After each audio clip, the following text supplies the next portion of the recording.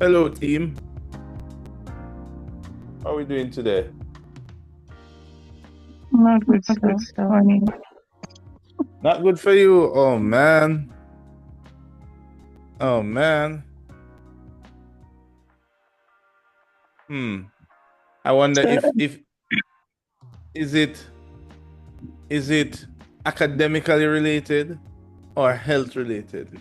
everything so Man, because it's coming to the end of the semester, so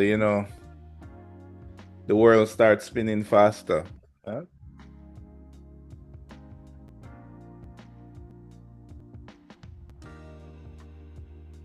All right.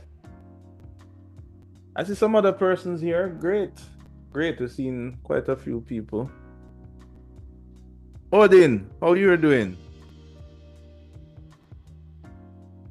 So I write them as well. You all right? Just trying to stay on top of things.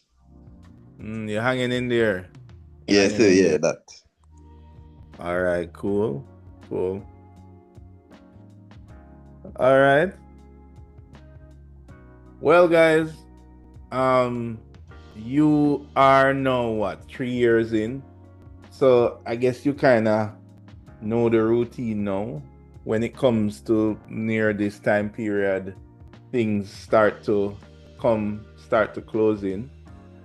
Um, I think we are not totally in a bad position. Um, at most of you, well, everybody here has started the model.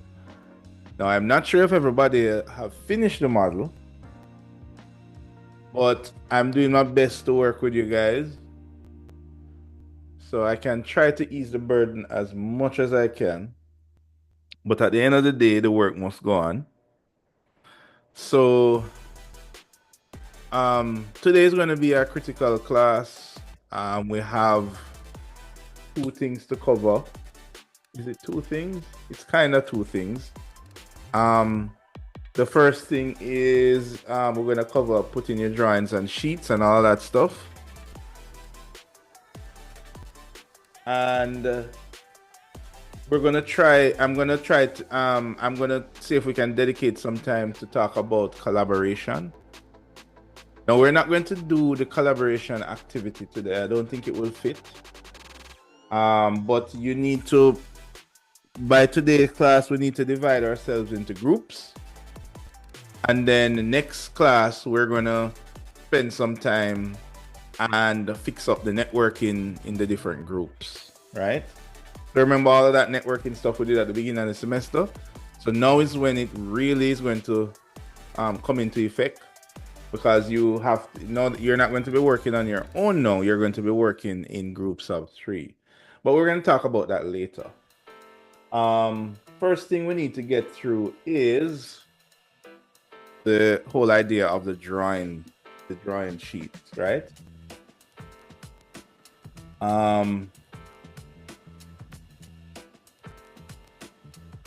Yeah. All right.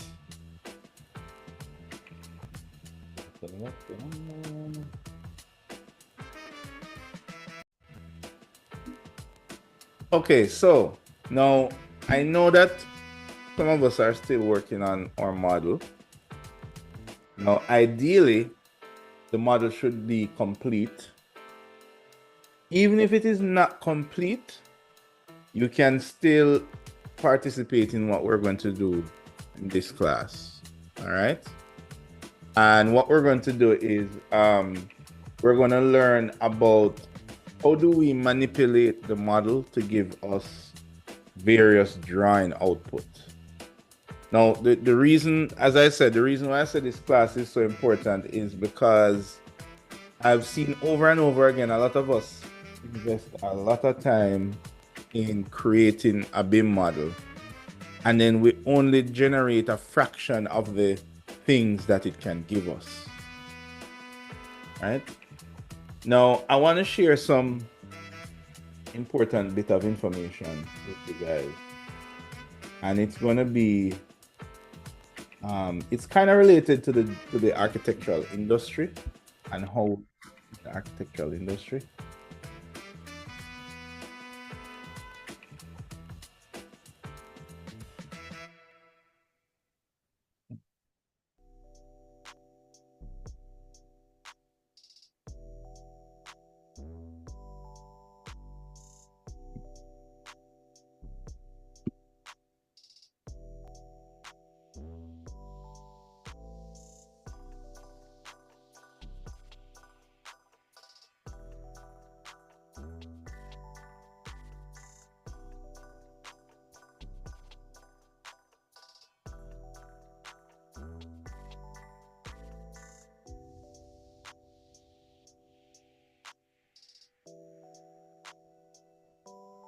Okay, here we go.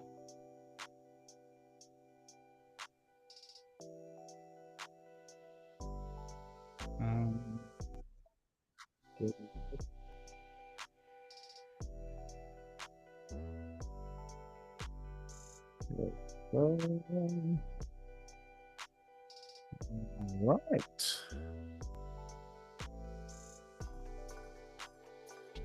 All right, so near to the beginning of the semester, we spoke about these phases of architecture.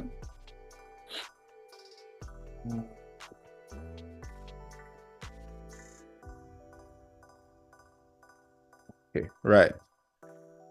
So when we are about to undertake a project, these are the usual phases that we go through, right? So we have pre-design, which is like concept design. We have schematic design, design development, construction drawings, and then we have the actual construction. Now, where I want us to focus on is going to be these areas here, right? So pre-design is conceptual stuff, you know, like when you do your massing diagrams and when you do those chicken scratch sketches. We did do the mass editing mode at the beginning of the semester, right? Dominique, you remember that? You remember when we did the conceptual mass editing mode?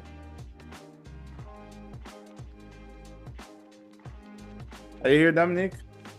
So, you know, I do remember. You don't remember? I'm sorry. All right. You remember doing the solar study? Oh, yeah. Right. So what we did, we created a conceptual massing diagram, and then we did a solar study on that diagram. All right. Ring bells? Yes, sir. All right, cool. So conceptual mass editing is where we would do pre-design, where we try out different volume, different sizes. We kind of do this in SketchUp already. I don't know if you remember from DDM days when we were doing a sketch from using SketchUp, a 3D sketch. So that's what you do in pre-design. You just do a lot of forms and kind of flesh out the concepts of your design. Now your drawing production takes place in these phases, right? So this is your drawing production: schematic design, design development, and construction drawing.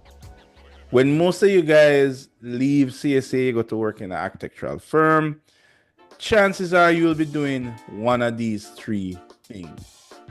Usually the architect, the principal that's there in the office, they would work a lot on the concepts and all that stuff. And you guys coming into the office now, they would say, hey, some of them would say, I have a concept. I want you to do some schematic drawings for me. Or I want you to do construction drawings for me, and so forth. So the bulk of your Revit experience is going to be harnessed in these three phases, right? That's super important. Now, there is something that's a little bit kind of contrary.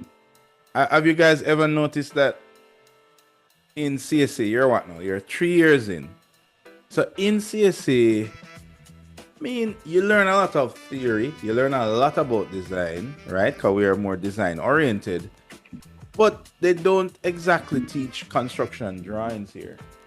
Anybody here have any prior construction drawing knowledge? Like, anybody here worked in the field or currently working in the field? Anybody? No? Oh, Anybody sir. ever?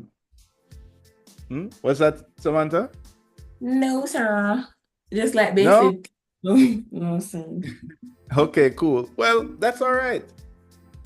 And it's usually a debate because when you guys leave school and you go into the office to work and you feel like you don't know anything because they have all of these details and all these drawings and these things, and you're like, but I don't know how to do a roof detail and an eave detail, and how do I draw how a water tank connects to the roof of this building? What does that connection look like? I didn't learn that in school and so forth. I mean, the truth is that most of those things you will learn after school. In a way, school is here to kind of teach you how to learn. That's one of the interesting things about academia and the whole thing surrounding education.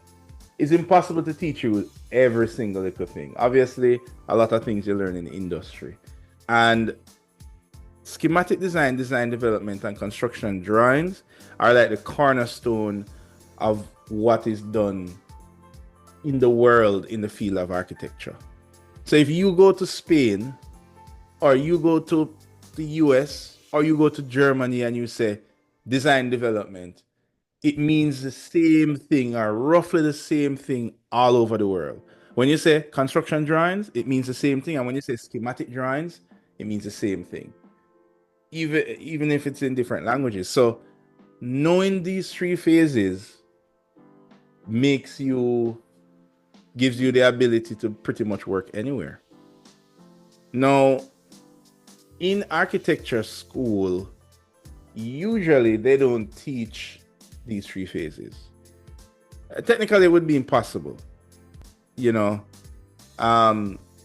Architecture is such a broad field. I mean, there are architects that only work on hospitals. There are architects that only work on airports. And there are architects that work on any work that they get. So there is no real specialization. It's not like when you do medicine, you do the first 4 years, and then after that you specialize into whether you want to deal with the brain or deal with bones it's not like that. Architecture is kind of just like, look, I'm going to teach you everything and you must know everything. And when you go out there in the industry, you can decide where you want to specialize. Now, regardless of whatever areas you specialize in, these three cornerstones hold true. You have schematic design, design development, and construction drawings. And when you have a BIM model, you have already, think of it as this is sharing out the plate of food. And the BIM model is the pot that you have on the stove. So when you cook the pot, you can share out the food in any way that you want.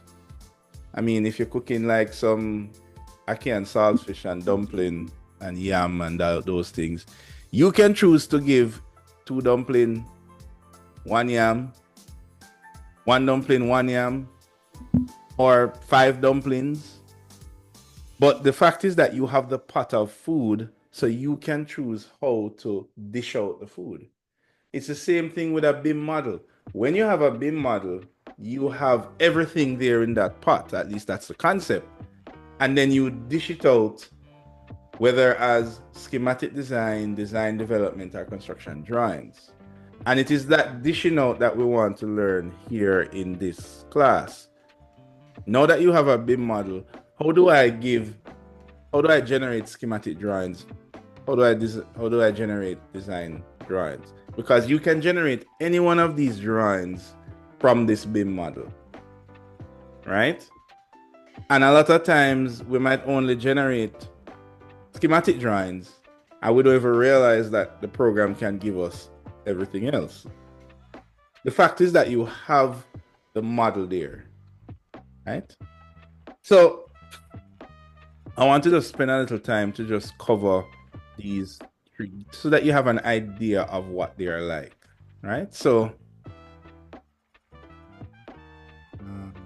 there we go. So before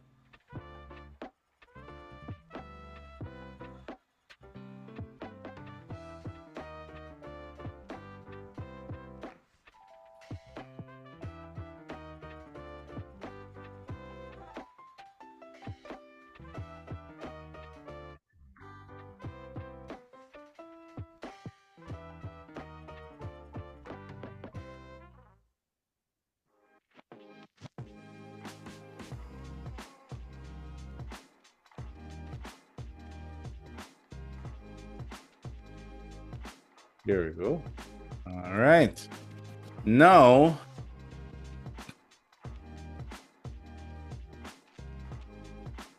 so I want to talk about these three drawing types, and I want to show you something.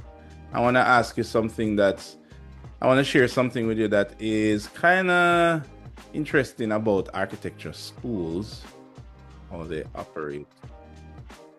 Because that does influence how you produce your drawings. So we already say that there are three types of drawings. This is the production types of drawings, right? Now, in architecture school, you do another type of drawing, and that is called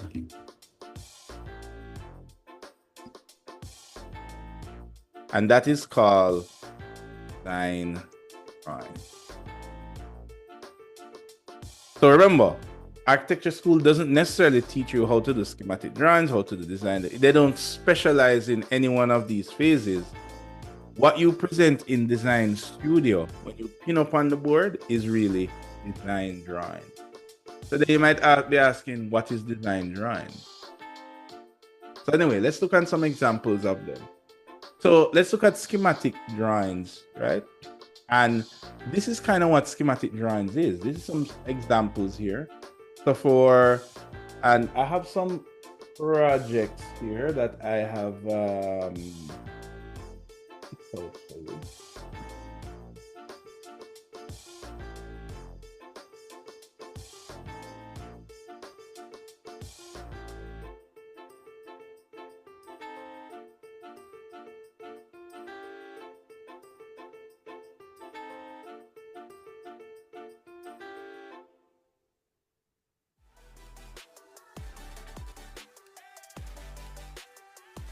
here we go.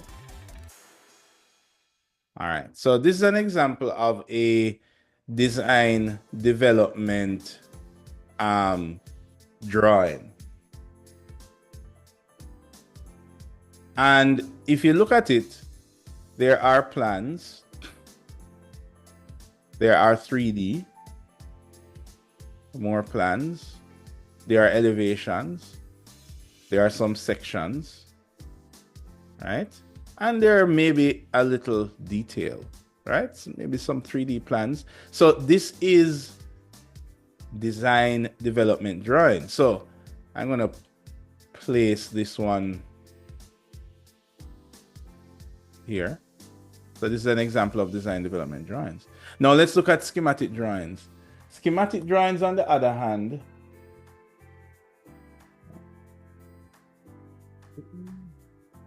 okay.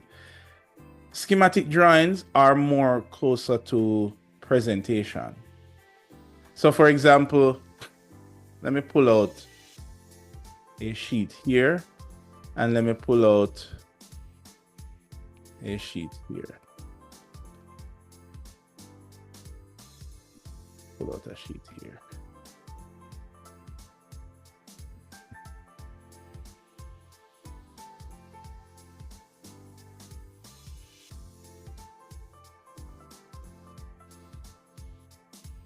There we go.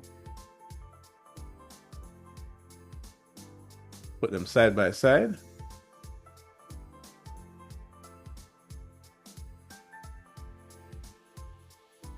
Yeah, let's use these titles here. All right, let's put them over here. By the way, guys, you can go on the mirror board as well if you want to see this directly. And I have one more. I'll grab this here. And I'm going to drop this here. Now, these are three kind of random projects, but I want to have three of them here on screen. So here we have, right. So here we have construction, we have working drawings, our construction drawings, / we have design drawings, and then we have schematic drawings. Now, Antonio, what do you know is the difference between this? All of these drawings have a plan on them.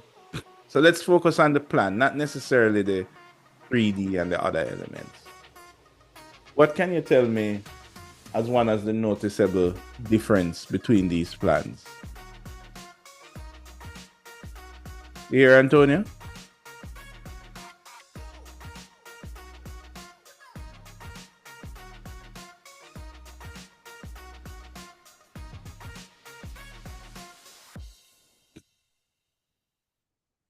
Is Antonio here? All right. Dominique, I heard from you earlier.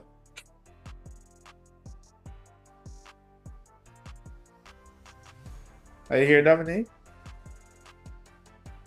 Yes, sir. If I look on these three types of drawings, what can you tell me differs between them? There are three different projects, yeah, but I'm showing you three different floor plans here. And let me just crop it down to make life easier. So that way you're only seeing floor plans. Right. And remember, you can hop on the mirror board if you can't see nicely in the screen share, you can just hop on the mirror board. So what's the difference between these three plans? One of them, like the first one, is more like a general call it now, distribution of space. So just highlighting the different spaces in the plan. The second one includes more measurements. So I guess I use that for configuration of the spaces itself internally. And then the final one is, as I said, the construction drawing. So that's what they use on site. So that includes a bit more, well, not much, but a bit more detail in terms of like stiffness and I guess the roof outlines, and I guess it would help with the layout and stuff on site. All right, cool. Good enough. That's a good explanation. All right. Riley. I hear Riley.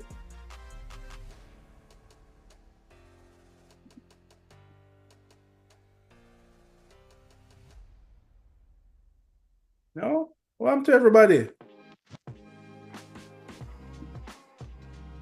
Riley not here? Yes, sir. Only here? Ah, you're here. Did you catch the question? No, sir. Can you repeat, please? I was talking about these three different types of drawings. And these three different types of drawings form the backbone of our industry. Schematic drawings, design development drawings, and working drawings, or construction drawings, whichever one you call it. So I have three examples here, and these are three different projects and three different plans, right? And I was just getting a quick preview of what are the differences between plans. So I wanted to get your opinion on that. So these three plans that I have on screen, which you can also access on the mirror board, how would you describe the difference in information on these three plans?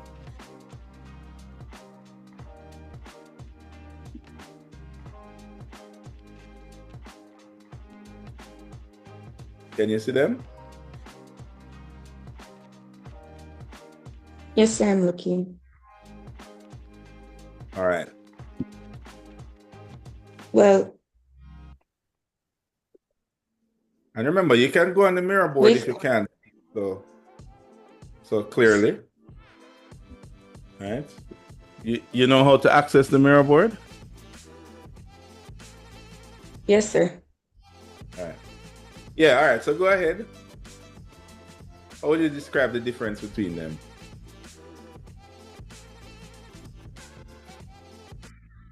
Well, sir, with schematic drawings, sorry, they're conceptual representations, so like they're more kind of like presentation that you see like what we probably present in CRIT in a sense, where the development buildings are more refining the details of the drawing and You what's mean in design the development? plan. Yes, design development. Uh-huh. And working drawings would just be whatever, like the construction part, if that makes sense. Okay, cool. Where it has more detail, I guess. More in All right. depth and showing like the dimensions and types of doors and stuff like that. That's what they technically probably would use when they're on site, look at to know what to build. Got you. Okay. All right. So, Mia, when you did your last semester presentation, what did you did last semester, Mia? You did housing, right?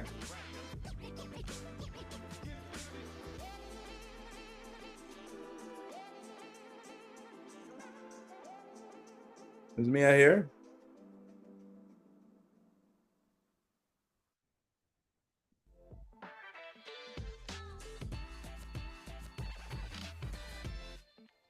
Only in spirit?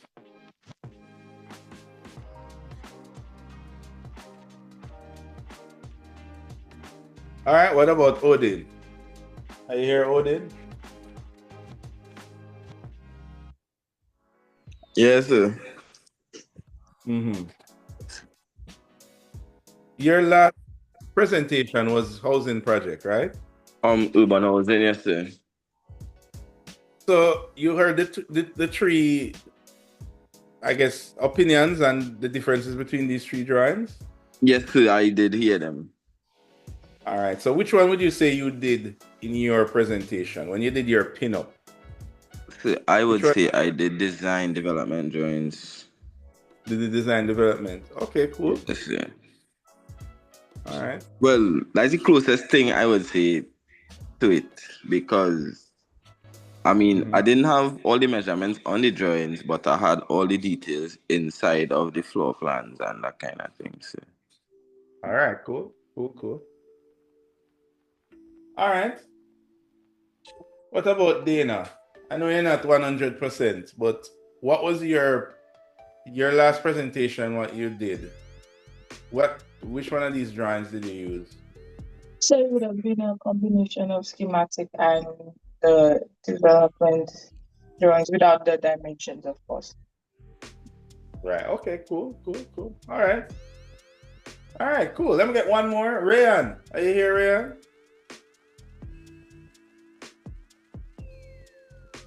Yes, sir.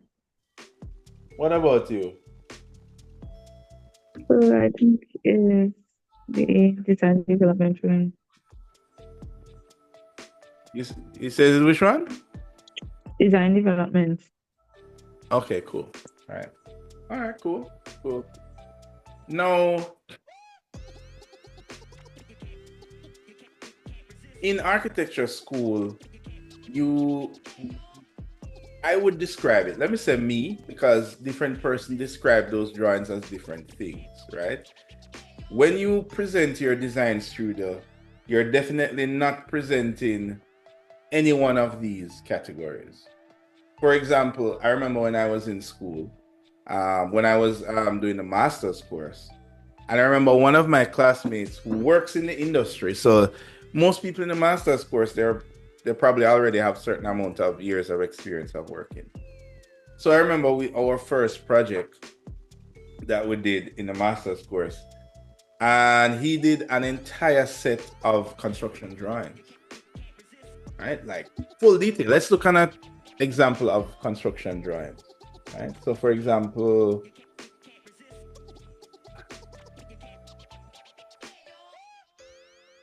I think I have one here. Actually, I have one on the mirror board here. Here we go. Right, so these are construction drawings. Hopefully it's clear enough. Can you guys kind of see it? You guys can make it out, right?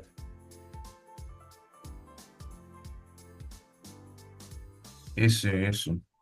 So these are some construction drawings, and it's for a expansion. This is a project I actually worked on from I don't remember, maybe 2009, 2010, thereabout. And it was an expansion to a house, right? And this is the type of information that you need when you need to get permit to build a house. So before you even talk about the contractor knowing what doors to use, what types of blocks to use, you have to get permission from the state, from the government, that it's okay, you can go ahead and build a house. And to do that, you need to submit construction drawings, not design development or schematic drawings, but construction drawings, right? So this is what that construction drawing set look like. And you guys would have seen this already, maybe from second year when you did 2D CAD. So imagine, my good friend here did a complete set of construction drawings for his studio project. And immediately the lecturer's like, no, this is not what we want.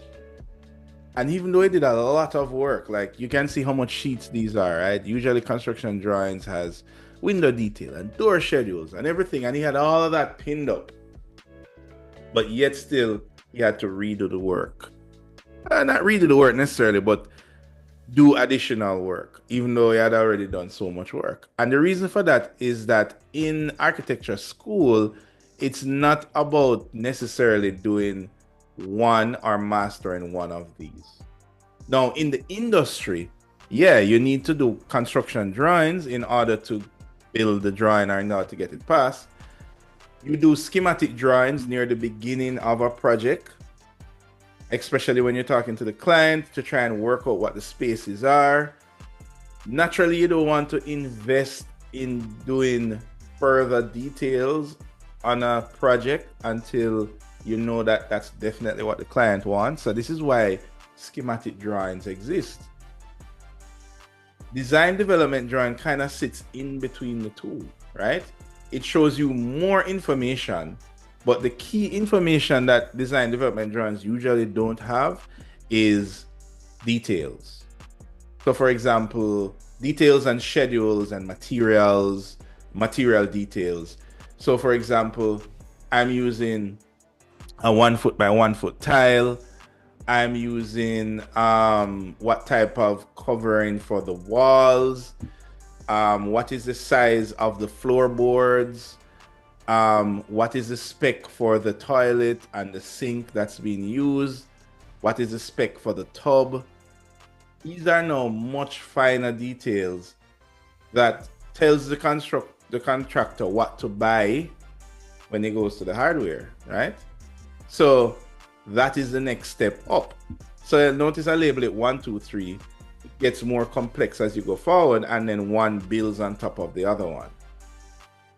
Now, this might be the most important thing I tell you guys that will help you through architecture school. And you know, I even made this mistake too when I was in when I was doing the degree. They should put a big disclaimer in first year. In architecture school, you're not necessarily trying to do any one of these.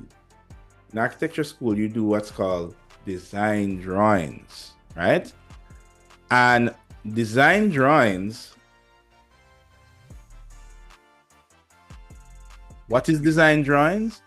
Design drawings is a combination of these 3 different drawing types. Now, because it is a combination, I don't want you to think of it that it's more work. It's not necessarily more work. But what happened is that in architecture school, it is more important for you to communicate everything about your project or your understanding of the project more than doing a complete set of construction drawings or doing the most beautiful schematic design drawings, right? And this is why even if you have the prettiest renderings, but your floor plan doesn't give enough information, you might hear the lecturer say to you that, no, you haven't resolved the problem yet. Maybe you need to go back and work on the design. Or some of them might tell you, okay, the thickness of those walls don't make any sense. They're too thin or they're too thick. That column length is too long. And so all of these things are taking tidbits from the different production phases of construction drawings. When you present your work, you're presenting design drawings, which is taking small percentages from each phase. All right, Gordon, do you understand what I just said? This is key information to be successful in design studio. Are you here, Gordon? Oh, yes, sir, yes, sir. I think we'll understand that from a larger time still, from 2D CAD. Yeah. Good. Because I'm telling you, there are people that come into fourth year and in masters and they do the most beautiful renderings or the most beautiful detail. But the trick with design drawings is carefully combining elements of each phases. Now, interestingly enough, you do design drawings in the industry, meaning outside of school. It's not just used in school. For example, whenever you work on, let's say you're doing a furniture design, you guys, I believe you do your that project where you have to build something and put it out there, like when you hang the things on the corridor. Is that second year or first No, year? sir, that's first year where they do the installation project. The installation, right? I think in my year we did it in second year. Do you need to do drawings for it or some kind of sketch or diagrams? Well, yes, sir. Right. So in the industry, if you are creating a furniture or a countertop or some interesting new invention, then you need to do some kind of drawings. And the drawings that you do is a combination of details, it's a combination of presentation and measurements. So you're not necessarily doing construction drawings per se, you're doing a kind of melting pot of each one. So you do use design drawings in the industry. So for example, I think I do have a ton of example here.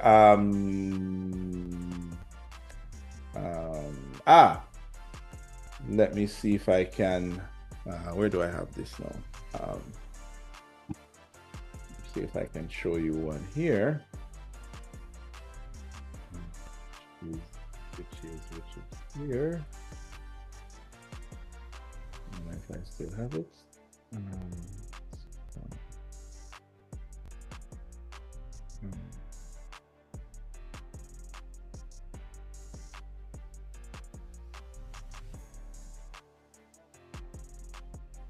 Let me see if I can get lucky to find it.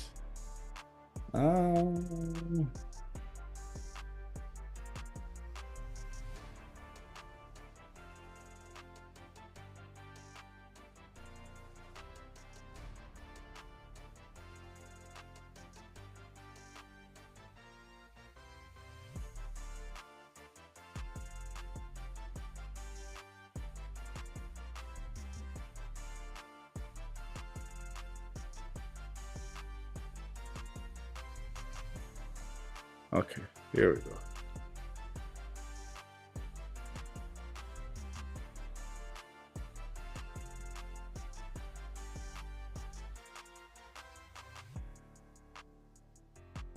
Okay, like let's look at this for example. This was actually a piece of furniture that I did a couple years back. It's a little blurry, but this is an example of design drawings. It has photographs. It does have a section view. This is actually a desk. This is what the desk looks like. So it has a 3D view. It has photographs. It has information. This is a smart desk design. And then it also has a kind of breakdown. You would call this more shop drawings, section view. So all of this put together is design drawings. So design drawings, for example, now, if you look here.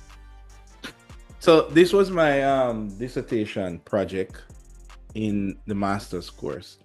And if you look at it like this, I believe I showed you guys this in DDM, maybe some of you that I had in DDM. So this is a combination of a multitude of different types of drawings. So for example, here you have a detail. So you're actually showing the nuts and the bolts. This is something that you would show in construction drawings. But obviously, I don't need to do a full set of construction drawings for my architectural presentation. The objective of this is for me to communicate the idea of my project. So I would select an important element. So for example, this is a creative campus. It's basically a hub for starting businesses, and it was proposed in Ocho Rios. This is a section view that is inside of the collaboration hall, which is one of the more important areas of the building. But that is it. This is all the detail view that I showed. Apart from that, now there are presentation. This is, what kind of drawing is this representing? Is Antonio back? Sir, schematic. Exactly. This is schematic. But this detail here is like construction drawings. And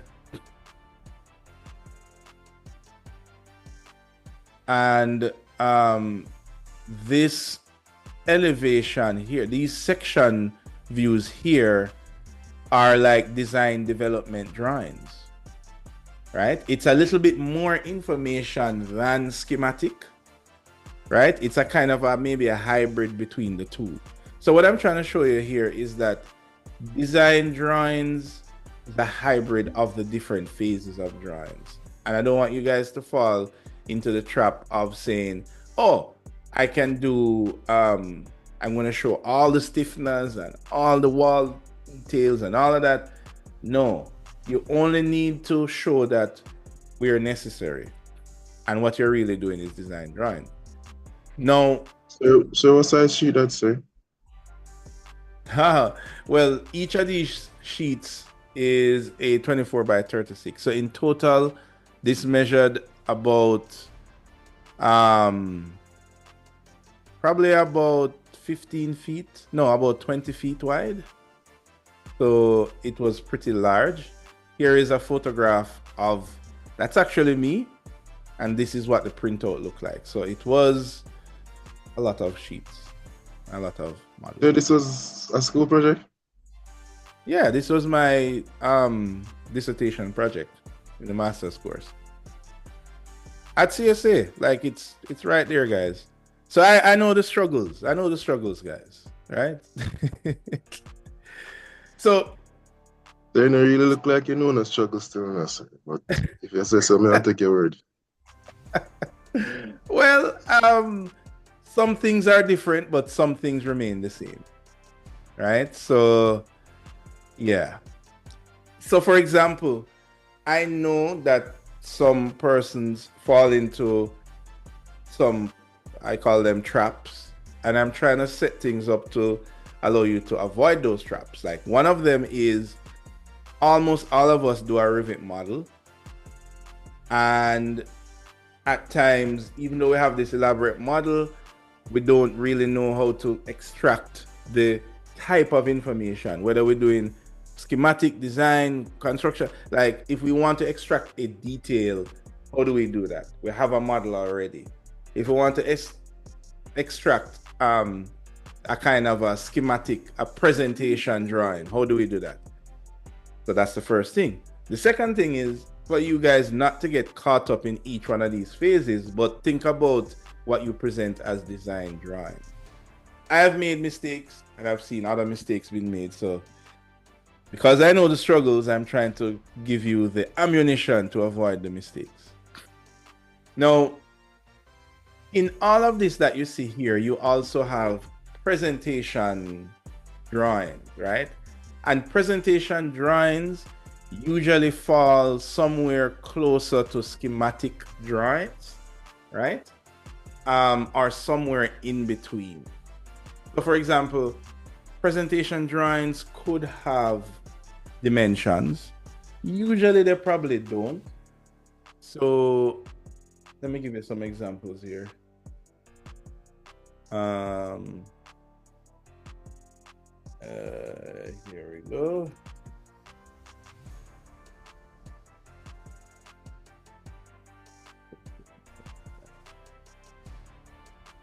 So for example, this is a presentation floor plan. I don't even remember what project this was from, but this is one that I did some years ago, right? I kind of just pick it randomly. Now, this presentation drawing, where do you think, can I put it on the sheet? If I can put it on the sheet, yeah. Nicole, I don't hear from you yet. It's not going on the sheet. Are you here, Nicole?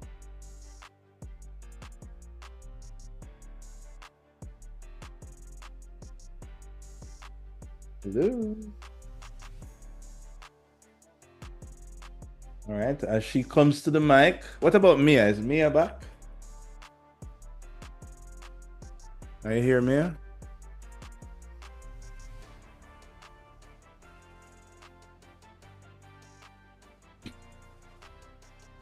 Oh my.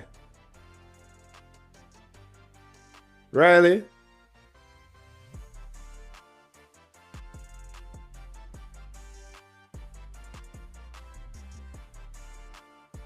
Where is my people? Where's my team? Sir. Riley. So, this presentation plan that you see here, this is like something that was done in Photoshop. Where would this presentation plan fall within these phases? Is it closer to construction, design, development, or schematic? Schematic. Exactly, it's schematic. Now, remember, design drawings, it includes a combination of all of these things, right? And what you want to do is you can kind of know how well your presentation is going to be by how much you include things from each of these phases. Now, what we want to do is I want to show you guys how to generate each of these phases from the model that we are using, right? And I want to point out to you on the handout here.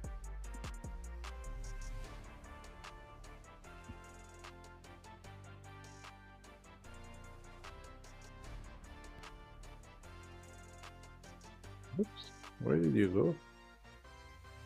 Right, so if we go to student here and we head over to building BIM, let's head down to the assignment. Now, if we look on the assignment here, let me maximize it and let me go down to the last page. Now, this is what I want us to start to concentrate on because this is going to be due this week, guys, right? And the idea is that by now, What was that question? Can you repeat this a while ago, sir? Can I About repeat? the data is waiting instead of being Well, I'm gonna give you guys until Saturday, right? Because you're already in extension territory now. Remember that everything kind of got pushed down by 2 weeks. So we are kind of in the yellow zone. We were in the red zone, but we kind of pulled ourselves out a little bit. So we're in the yellow zone now. So I'm going to give you until Saturday. Now, this is the delivery. This is what gets you the grade, the 30% grade, right? You need to produce these different views from your model. Remember, you have the model already, but you need to tweak how the model is viewed in order to generate these views. Now, most of these you can have, like for example, site plan and location map. I think we kind of know what these are already. Floor plans, we do have a floor plan already, but notice I said presentation plans. Then I said 3D floor plans. And then I said detailed floor plans. Now, these are 3 different types of floor plan, right? So essentially, a presentation plan is one where, at least in BIM, is one where you would see the different color coding of the different rooms. You know what a 3D floor plan is. And a detailed floor plan would be like that of schematic design. It has dimensions, whereas the first 2 doesn't have dimensions, right? So these are the things that I need you to understand how to get from your drawing. You can get these 3 different things from the same drawing. Notice here that I have elevations, right? And I said minimum 2 elevations. I have here section, and look, this is a 3D section and a 2D presentation section, right? So the same thing again. I have a 2D section, that's presentation, a 3D section, and I have now a detail section, right? Karif. What are you doing, Karif? Hi, sir. So what would be the difference between a detail section and a presentation section?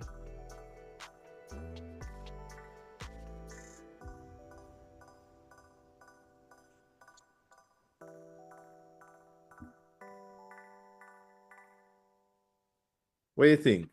Think about Detail section would cover more measurements and find building as the name suggests. right. As well as material specific and like the what thickness, panels and stuff that connect everywhere and stuff like that. Well, presentation section would just show like the general tectonics of it, I think, and how it works in real life, I guess. Oh, yeah, I guess so. Yeah. Good answer. Now, a lot of the answers to these questions are actually on the mirror board. So, for example, this is an example of a detail section. It has the levels, it has the dimensions, it has everything. And then over here, here is an example of a presentation section where it does hatches the wall black. It uses color. It has things like furniture. It might have trees. It might have more presentation things like shadows. It can also have measurements as well. There are no rules that specifically say like thou shalt not have measurements in a presentation plan, right? But of course, a detailed section leans more to details and a presentation section leads more to presentation, right? So for example, this is a 3D section. So these are all of the drawings that you're seeing here on the mirror board. I have kind of already given you guys the answers to the questions. Like you could basically look on these and try to achieve these different views. Now, again, I'm not going to hold your hand through every single view. In this class, we're going to go through, for example, how do we do the schematic plan, because I think this is super important. This perhaps is one of the more popular types of plans you would do in a design drawing. So usually when you're doing a design drawing, you're not really doing a detailed plan. This is an example of a detailed plan. It has dimensions. It's pretty much like construction drawings, right? But it might be necessary. For example, I showed you guys on my presentation where I needed to highlight a particular part of the building here, and I needed to do a detail section here. But now I needed to show how the building connects to the courtyard, and what I did here was a 3D section, right? So I want you guys to wield this power. All of this was done from a BIM model. This entire building here, which you can kind of get a preview of it.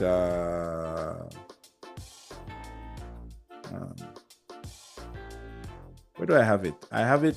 Oh, I don't have it in this. Oh, it's not in this document. Oh, yeah, here it is. Right. So this model here is entirely done in Revit. The site and context, these areas were actually done in 3ds Max, right? But the entire building and the immediate building around the site was done in Revit. So all of these drawing views that you see me generate here, everything from structural diagrams to the solar study, building section, the floor plans, the 3D section, they were all generated from the one BIM model, right? And what I want, this is where I want you guys to get to. You use the BIM model and you extract all this information from it, because this is the power that you have with BIM. Now, when you start to tackle the delivery here, all of these have examples on the mirror board. So if for any reason you don't remember what was discussed in class, you don't know what is a presentation floor plan, look on the mirror board and the example is right there. All right, guys, any questions about this? This is where the rubber meets the road. Any questions? Sir, you said this is due on Saturday. Yes, this is due on Saturday, which, by the way, is an automatic extension, as I said, right? Because it was really due before, right? Okay, sir. So, right. So, I'm hoping that everybody is at least 80% with their building. Because by now, you should have in the doors and everything in your buildings, and now it's just about creating these views. If you don't have it, then I want you guys to step on the gas so that you can generate. Remember, the hardest part of the work is creating the BIM model. This is the easy part, but you already have the BIM model, so you just generate it. All right, so we're going to jump in the tutorial now, and we're going to look at how we use view templates, because view template is going to save you guys a ton of time.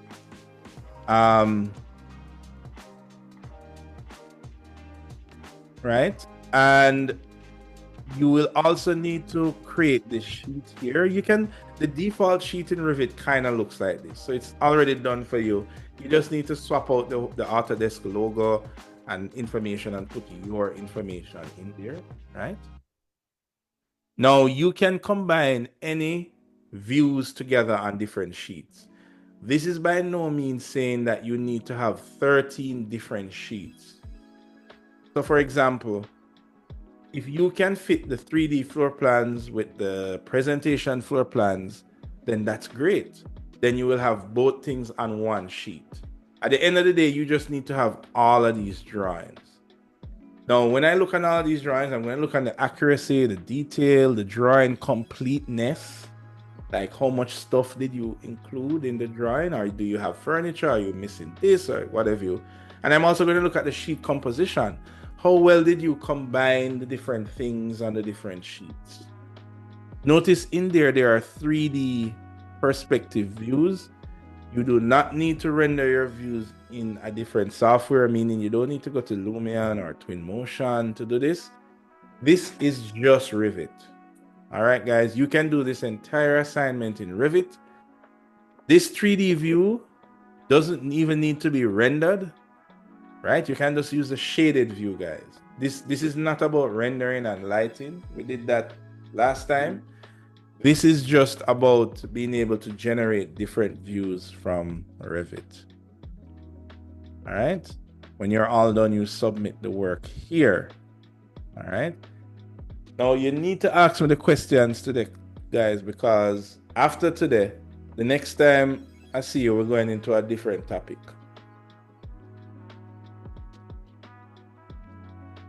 All right. Mohammed, you following?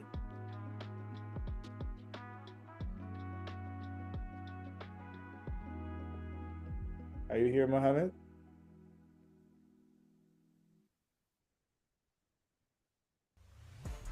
I don't hear Sulang from man. Are you also here in spirit? I know some of you are here in spirit and some of you are here in person.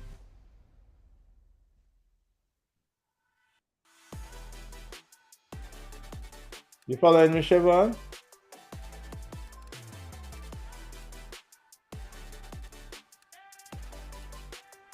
Siobhan?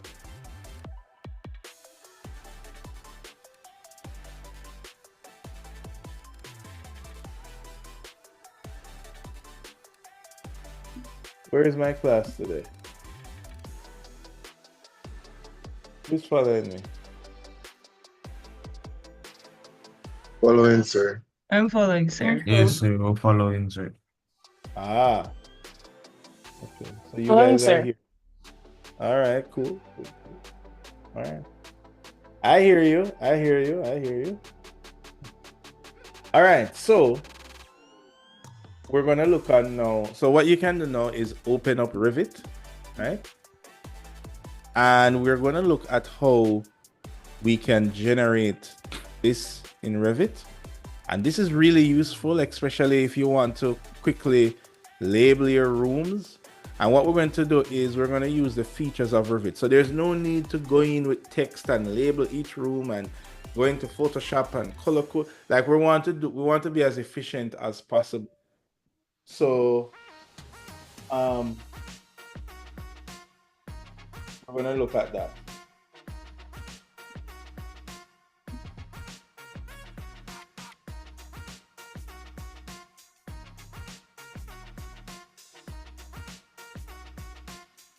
Right. So where we are.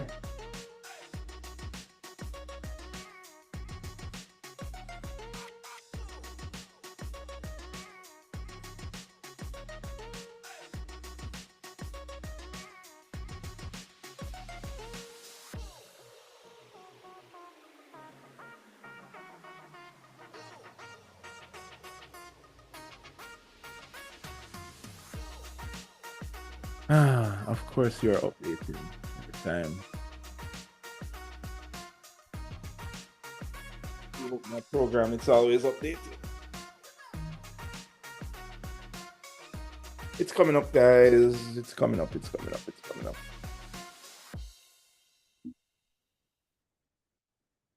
Oh, move it to a different location.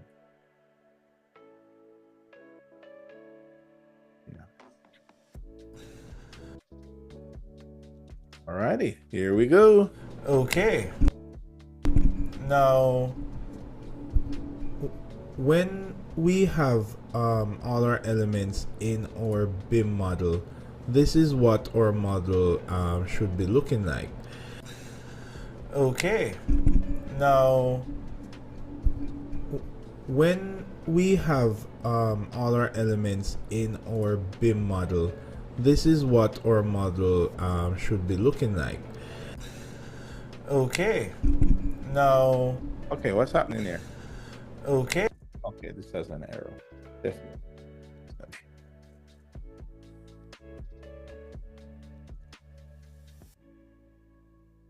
Go with this one.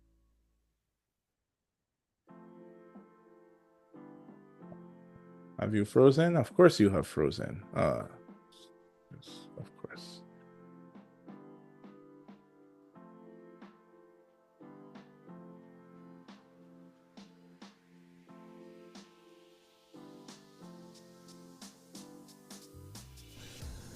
Okay. All right, here we go. Okay, now when we have all our elements in our BIM model, this is what our model should be looking like. So you can realize that we have we pretty much have all the panels that's represented here. We have our doors. Those are our doors here. We have the panels here. We also have our stair that is now in. There we go. And if we take a look on our plans, on my ground floor, we do have our furniture that's now in our model. The bathroom area furniture is also in, along with all our doors. And on our level 2, we can see pretty much this is the empty space that is in this area here that will house most of the displays for the exhibition space. Now at this point, when we get to have our model pretty much complete, now is where we would start to ask ourselves, what kind of drawings do we need to produce? Now if we kind of look back at the workflow that we have used, we can see where we would create our designs, then we would create a digital massing model, and then majority of our work would involve creating the BIM model. Now this BIM model, this is where we'll see the use of families and where we can also collaborate to produce this BIM model. However, when we are complete with this BIM model, next we need to produce drawing outputs, right? And these kind of drawing outputs may be various categories. For example, it could be presentation drawings, it could be 3D views, it could be construction documents. Regardless of the type of drawing or view you are creating, the concept behind BIM is that you're going to generate that using this model that we have just invested in creating. And this model that we have just created here has some amount of details in some areas. However, in other areas, we're going to need to supplement that detail with additional annotations and text, and maybe even some modifications to the line work. But the general idea is that we will generate whatever view we need using this 3D BIM model. Now at this stage, our model is really just a model, and so far while we were building this model, all our views that we used on this side was primarily to facilitate the building of the models, right? And that's what's going to change now. Now we have to allow these views to represent exactly how they should look on the appropriate drawings. So for example, if I'm going to create a site plan, I'm going to just head over to my site plan drawing here. Now, while we were constructing the site plan, yes, we do have certain requirements of a site plan. For example, we have our boundary lines, and we could see, in this case, we can see some of our grid lines. But we are also seeing some additional elements, like we're seeing the edge of the slab here, or the edge of the terrain, and we are not seeing some elements that our site plan should have. So for example, we should have at least our north arrow. We might want to have some kind of annotations to label the different areas, and depending if it is a design drawings or construction drawings, we may need to have dimensions and angles, so that the drawings can be used to illustrate for construction, right? So in addition to that, things, for example, like plumbing and electrical are not necessarily shown on the site plan either. So depending on the type of plan we're going to produce, we would now need to specifically work in each one of these views that we see out here and update those views to represent the information that we will actually need. So if we're going to start with generating our views, first let's look at our objective. We are going to be creating design drawings. Now for design drawings, these drawings don't necessarily need to be fully detailed and spec'd like construction drawings. They usually have very minor dimensions, and they are usually somewhat presentation worthy. So as we're going to do design drawings, we're going to start to tweak our drawings to represent that output, and we're going to start with the site plan. So firstly, let's get rid of the things that we do not need to have on our site plan. So if you realize, we do have the edge of our boundaries here that is showing. Now ideally, when we have our site plan drawing, we're going to have our page size. So for example, let's assume that this will be our page size, right? We don't want to include these lines here like that, definitely, and we're going to need to crop this view to show only what will need to go on the page. Now in addition to this, we are also gonna have to adjust our scale, because as you might see, based on the scale that this drawing is set to, so for example, if we look over here, we can see the scale, and what you might notice with this scale is that it is it says custom right now, but we actually need this to display an actual scale based on what we want to see on the site plan drawing. Now in order to start to set up our scale and hence our annotation, so for example, we need to perhaps label the different surfaces so we know what is walkway and what is not walkway. So we're going to need to start adding text. Now the thing with this is that text is usually based a lot on scale, right? If we should add labels in this drawing now, the labels might be too big or too small depending on the scale that we are producing this drawing to. So the scale at which we are outputting this drawing to, the size of the sheet, will affect how we lay out our annotations, right? So because of that, we're going to set up the sheet size first. Now to set up our sheet size, we're going to have to go down here in view, and we're going to go all the way to sheets. That's right here. And when we go to sheets, now there is currently nothing under sheets, right? And that makes sense because we haven't really created any sheets as yet. Now we are going to be using for this project 24 by 36 sheets, right? And that sheet size is also known as arch D, right?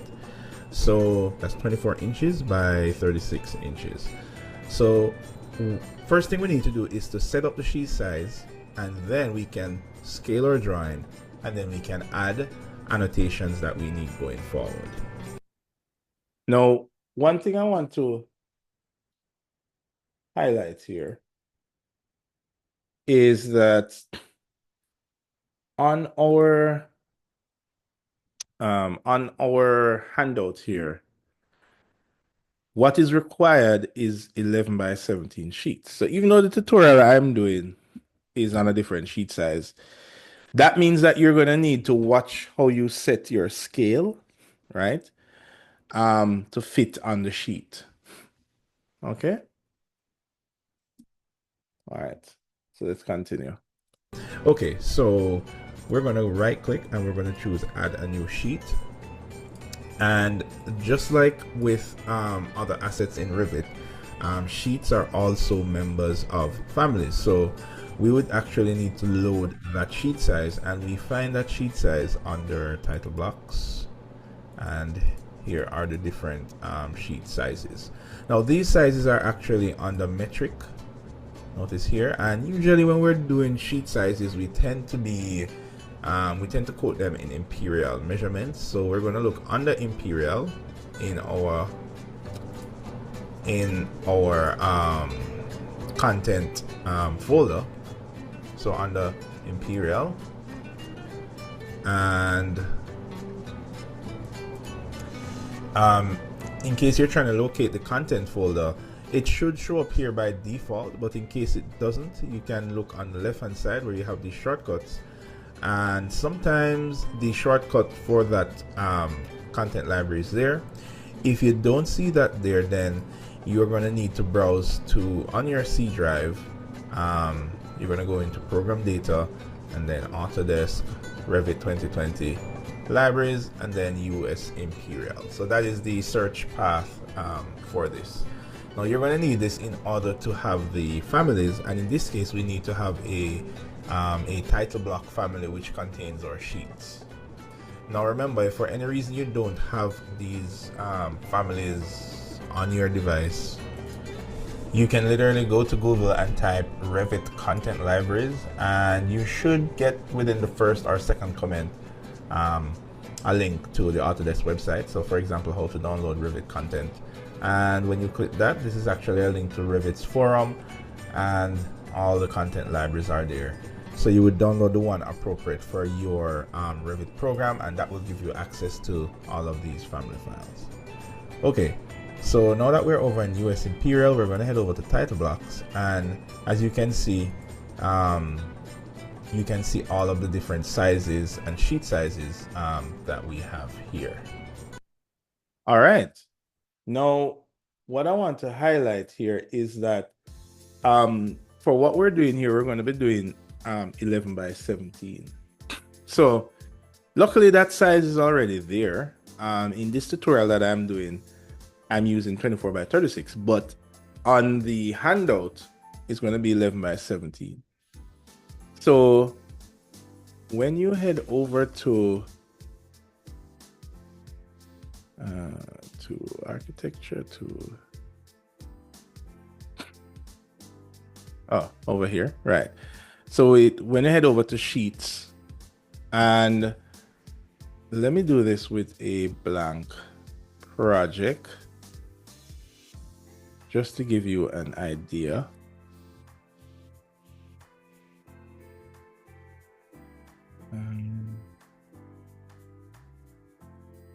Yeah, I'm going to do this with a, oops.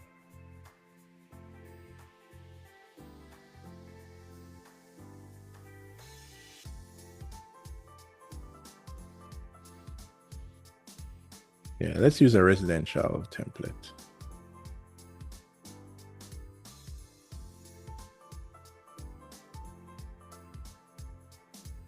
Come on. Just give it a little while to load.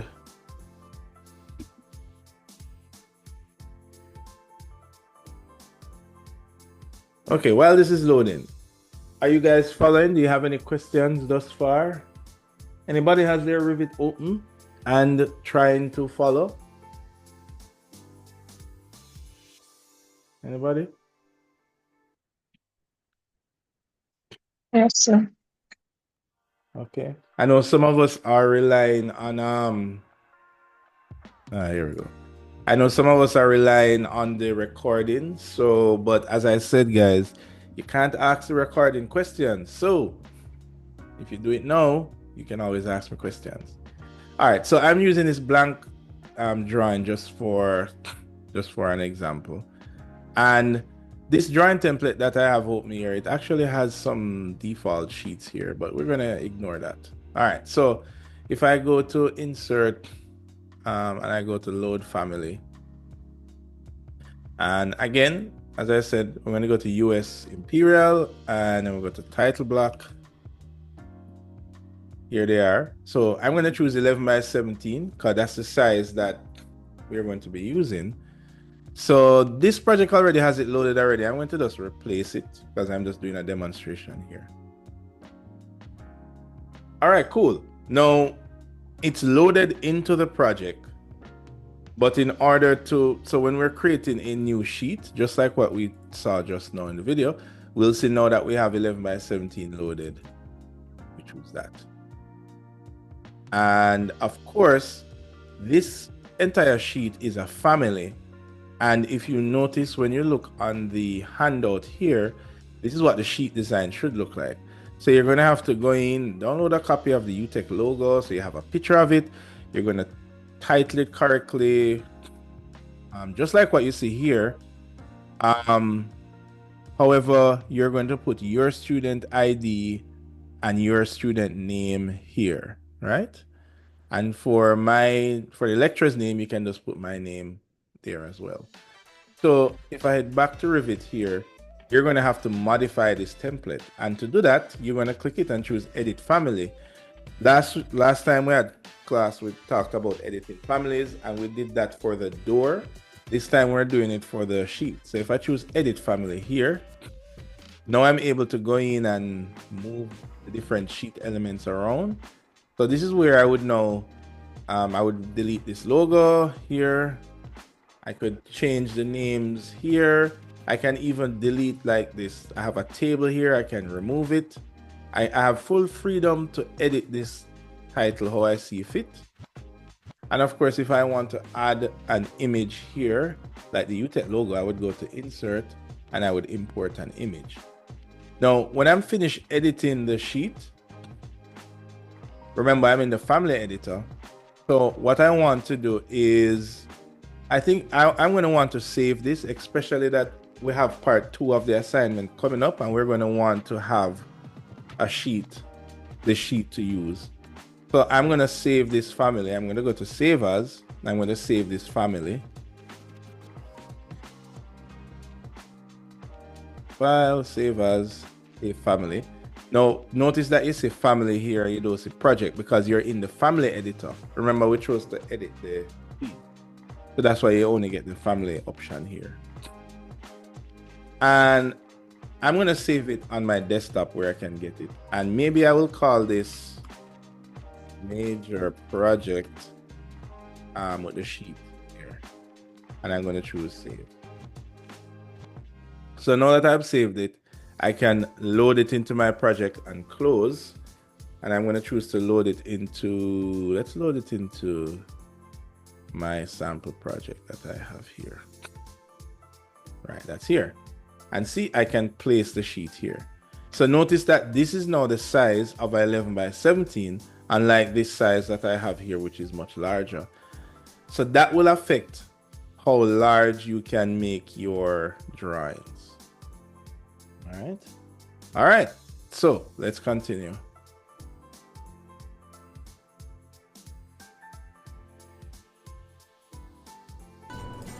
Now, what you might notice is that you don't see 24 by 36 here by default, and that's pretty normal. For us in this region, 24 by 36 is pretty standard, but it might not necessarily be in other regions. So what we can do is choose something that is pretty close, right? So I'm going to choose 22 by 34, and it will pop up in this list here, and I'm going to choose OK. Now once we load this up, this is going to be 22 inches by 34 inches, and we can actually verify that by using the dimension tool here. All right, and well, this is in meters. That's the equivalent in meters, and that's the equivalent with here. Now what we're actually doing now is viewing the sheet. So on the left hand side, if you go to sheets, you will see where you see A101 dash unnamed, because when we loaded the family, we created a sheet using this title block family. So if I hover over this title block and click it, you will notice that the entire title block highlights, which indicates that you can't edit it. Remember, it's a family.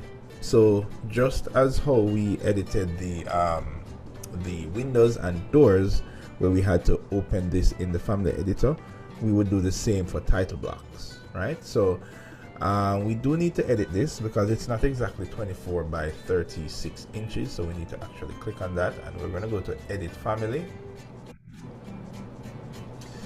And then it will come up in the family editor now, and you know you're in the family editor because you can kind of see how the top is created, how the top is laid out. Now this family editor is a little different from the family editor that we use to create windows and doors, and it's also different from the one that we use for our conceptual mass, right? This is a special type of family editor, particularly for dealing with sheet sizes and 2D drawings. Now notice that when we hover, we can actually edit all of these content here. What we really want to edit is just the sheet size. So ideally, we would want to modify this sheet size, which says 2'10", and ideally we want this to be 36. So what I'm going to do is I'm going to click this N here. Let's see. I'm going to click this end here, and when I do that, it will allow me to actually edit this dimension here, right? This is using the temporary dimensions in Revit. So we're going to call this 36 feet. Sorry, not feet, inches, my bad. So we're going to say 36 inches, and you can see 36 inches will take us up there. And then we're also going to change the height as well. Let's draw another dimension line from here to here, and we can see this is exactly 1'10", so we want this to be 24 inches, and there we go. So now we have the right size, so we just need to manually readjust these lines here to represent. So if I look between here, I can see that these are basically 1/2 inch border. So what we can do is we can just offset this line. So we're going to choose the offset tool, which is located under modify and offset, and we're going to offset this 0.5 inches. Press enter. So there we go. We're going to offset this like that. Okay, good. So now we can simply just drag these lines out like that, and we can actually delete these lines that we use as offset. Now we do have 2 lines here, so it doesn't matter which one I delete. I'm going to delete these dimensions, and now we have 24 by 36. I'm also going to move this up, so I'm going to select this title block here and just kind of move this up just a little, and that should be fine. Now when I'm finished modifying this this family, I'm going to save it first. Right, so I'm going to go save as, and for this I'm going to actually save it in this location, but I'm going to call it arch D 24 by 36 horizontal. Save. Now of course I didn't want to overwrite the default files that Revit has, so that's why I saved it as a new file. And then what I'm going to do next is that I'm going to choose to load it into the family and close. going to do that. And now you will see, if I go back to the view here, you will see the existing page, but we are only seeing this because we actually need to change the sheet type. So if I click on it and I look in modify over here, you will see where this is the 22 by 34. But if I click my drop down list here, you will see where I now have the 24 by 36. I'm going to click that, and then you can notice that I have changed my sheet family from the 22 by 34 to the 24 by 36, right? Okay, so I'm going to delete these dimensions here. And the good thing is that I have created this in my project. This project will always have this family embedded in it, right? I don't need to walk around with that family file when I want to make more changes. All right, good stuff. So now that we have this done, we need to now decide what scale we're going to put our site plan at, so that we can determine what size to put our annotations at.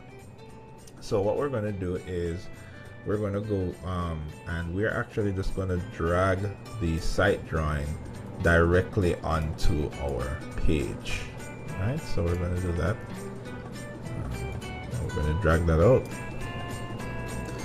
And notice that we get this little box, and this box is simply saying, hey, your site plan is located in this box.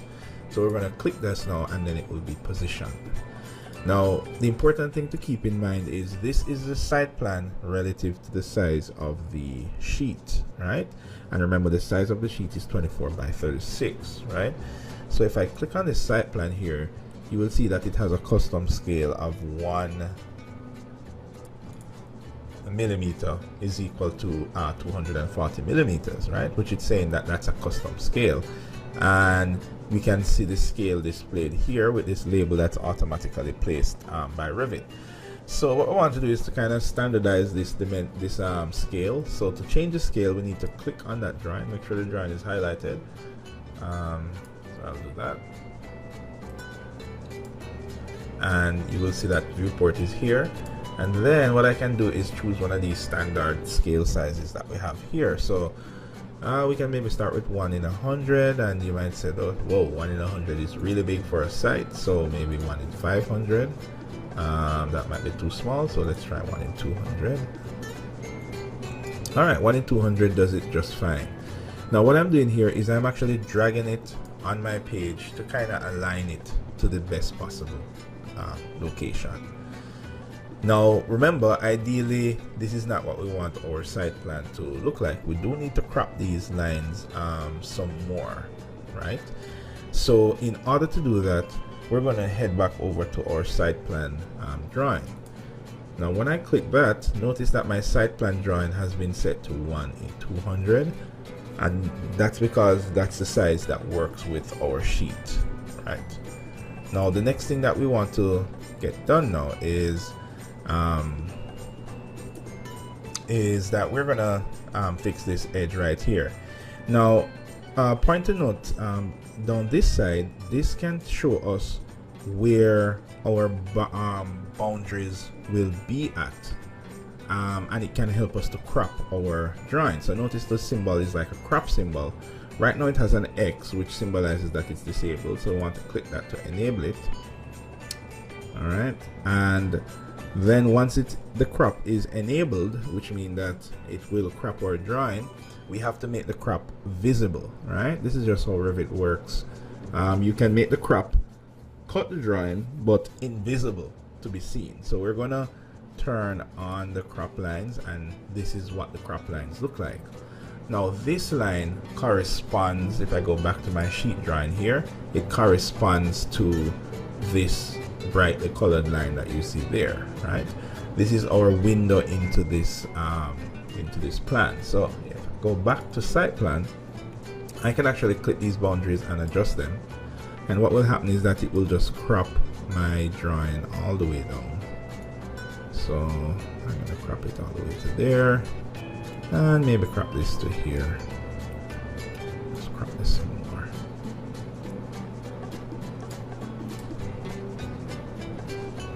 All right. Okay, so now that I've cropped it down, now I can disable my crop line, but my crop is still active. And I can also disable my crop altogether, which means now my crop is invisible and not active. So let's make it active and make it visible. Let's actually turn off the activity, because we do need to fix where this where this line has cut here. And because this is a terrain, we can actually just go into edit surface. And what I'd actually do is I would just move these lines around. So I would do something like that. And all I'm doing is setting it up so that it is just not included in our crop. And I'm doing this by just making this a bit bigger. There we go. I'm going to choose OK. Now that this does not affect choose OK. This does not affect our terrain, but instead now when I crop, it's not giving me those lines there, right? And I'm going to make the crop invisible. Now it might be a good idea to operate like this, because this is basically what is going to be on the sheet. If I go to the sheet, you'll see that that is what I'm going to see there. Now there's a couple of other things we need to fix if we're going to generate design drawings.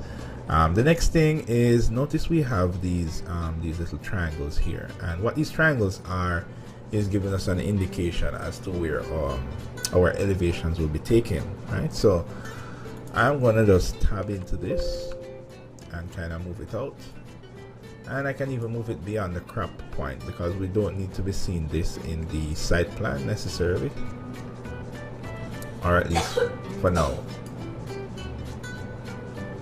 Alright, so we're going to drag those out. Interesting, notice that these are still visible even though we have the crop on.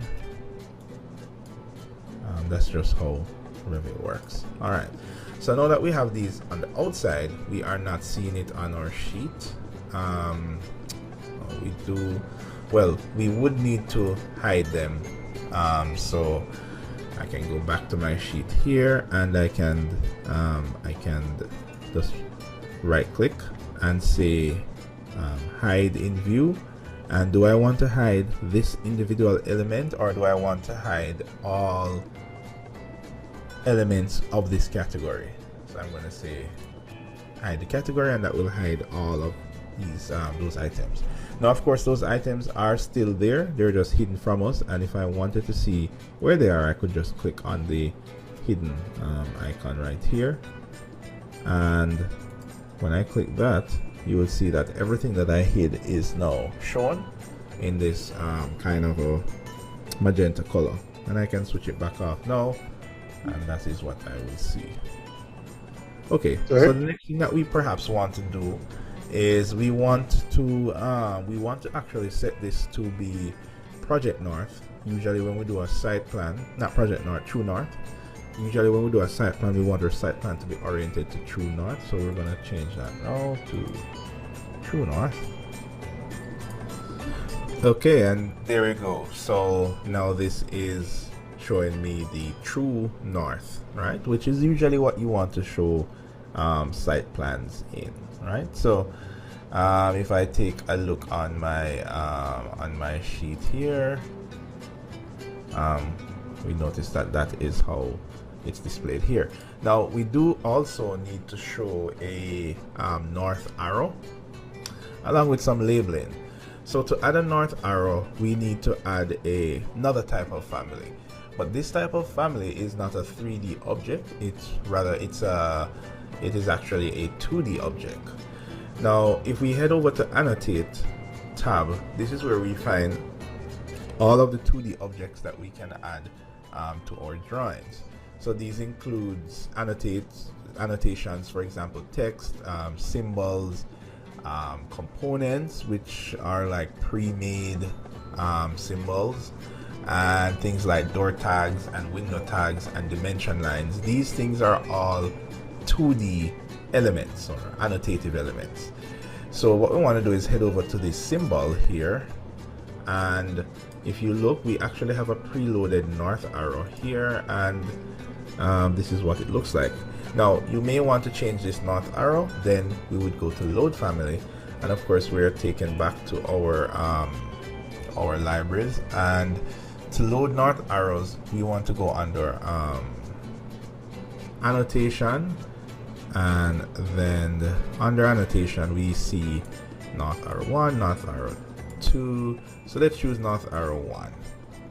So now that we've loaded this family, notice that it has 2 north arrows there, and we can just place our north arrow somewhere, maybe up here like that, and that takes care of that. I'm going to press escape to cancel out of that. Okay, great. Now the next thing we possibly want to do is to label our drawing.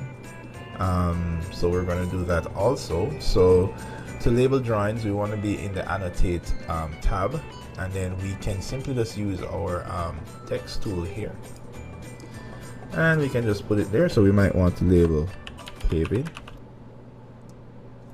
All right, now you can have just the label, or notice that if I click on the label here in my modify tab, I see where I can add, for example, a leader line on the left or on the right. So let me add one on the left, and I can just label this area like that.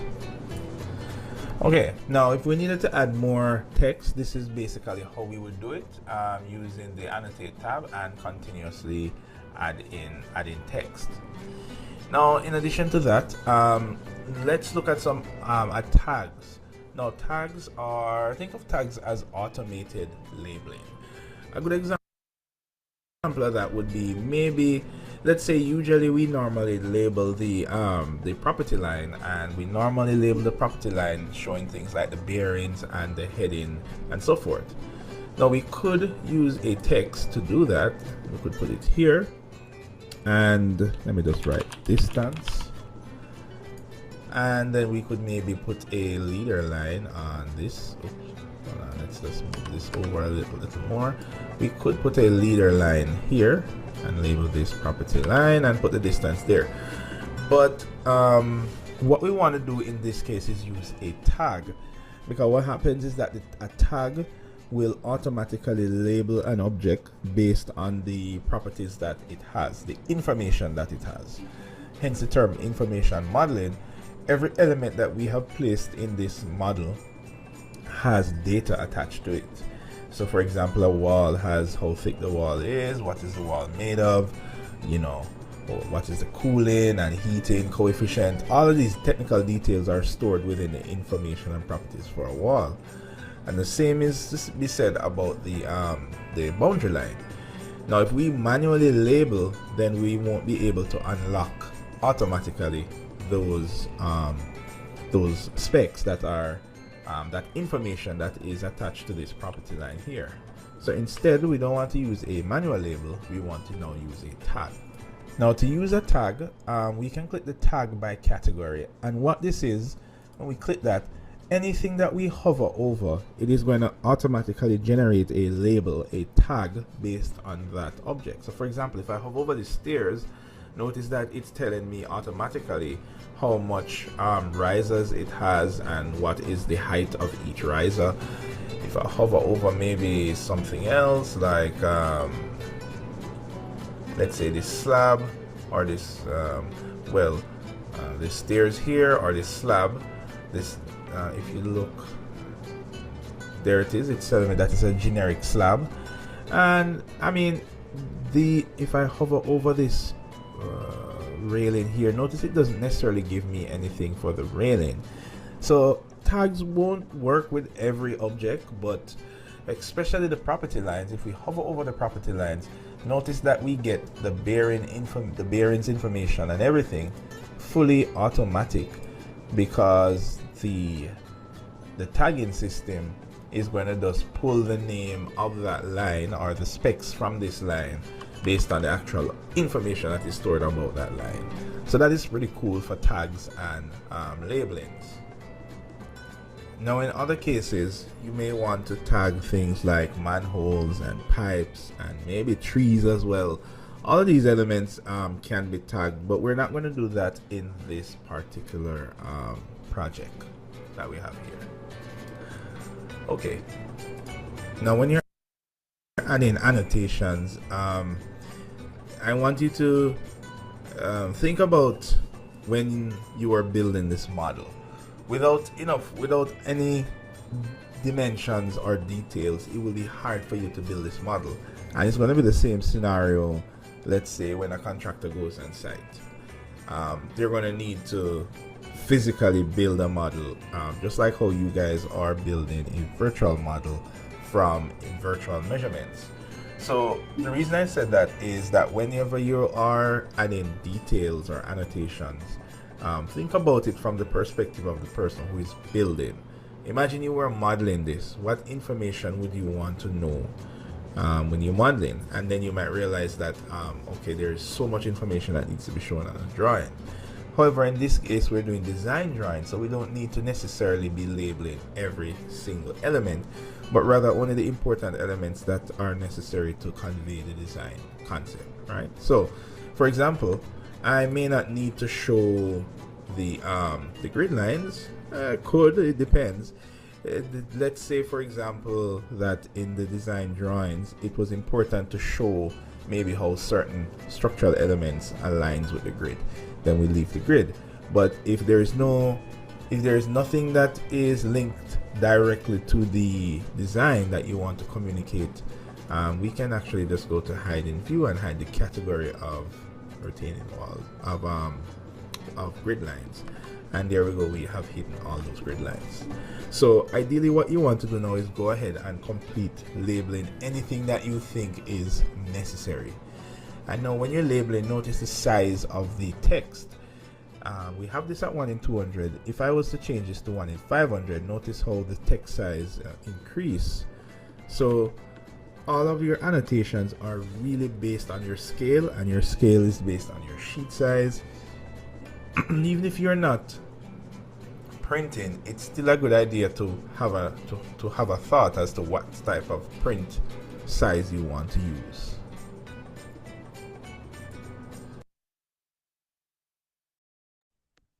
All right. Now, what I want to show you guys now is, let's say that you have these plans here. Now, a while ago, we learned how to put these plans on a big sheet. Let's say we're doing 11 by 17, right? So what I'm going to do, I'm going to create a new sheet. I'm going to create this sheet using the 11 by 17 template that we had created. And then I'm going to drag my site plan on the sheet. Now, before I drag it over, I want you to notice something here. Notice these little boxes that appear in front of each view. When the box is blue, that means that this drawing is currently on a sheet. So if I try to drag this drawing here, it's going to tell me, no, this view is already placed on a sheet. And that is true. It is already on this sheet. So this is another important point. In Revit, you can't put the same drawing on different sheets. Now, one of the reasons for doing that is, for example, let me remove this drawing here. Notice that the blue box goes away. And then what I'm going to do is I am going to drag this over here. I'm going to drag this on this sheet here. And I'm going to place it there. All right. Who is here with me and alive and awake? Anybody? What do you notice happening here?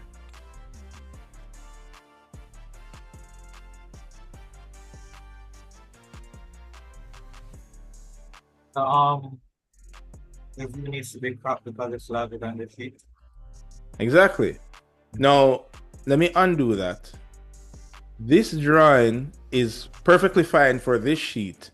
But if I removed it from this sheet and added it to this new sheet that I created here, it's going to be too big, right? So I'm going to, let me, just so we don't get mixed up, I'm going to label this sheet by clicking rename, and I'm going to label it site 11 by 17. All right. Now, what Revit is encouraging me to do is to create a new site plan view. So remember, this is my current site plan view here. And what I'm going to do, I'm going to right click and choose duplicate. I'm going to duplicate it.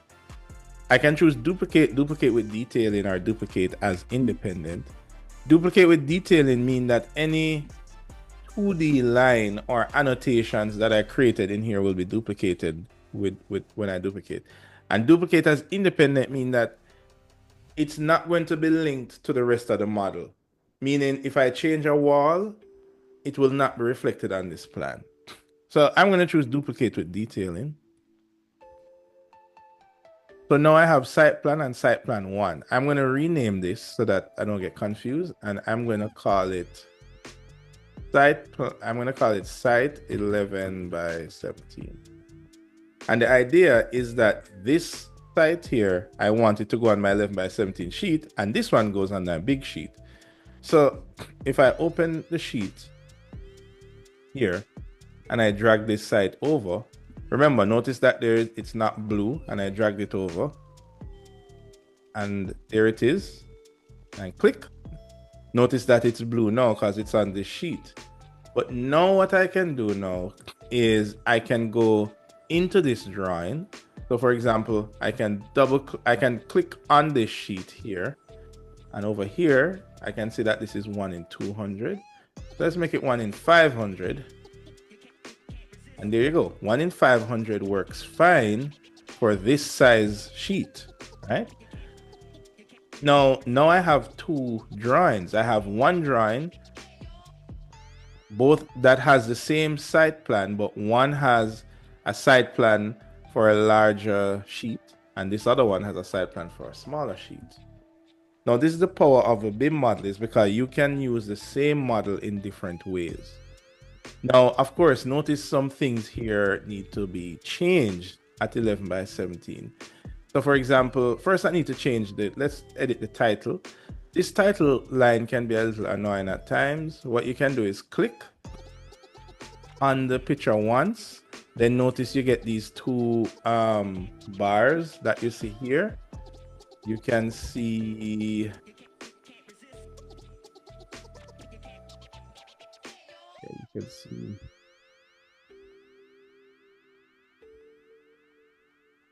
okay, you can see when I click here, you can see a blue bar here and a blue bar here.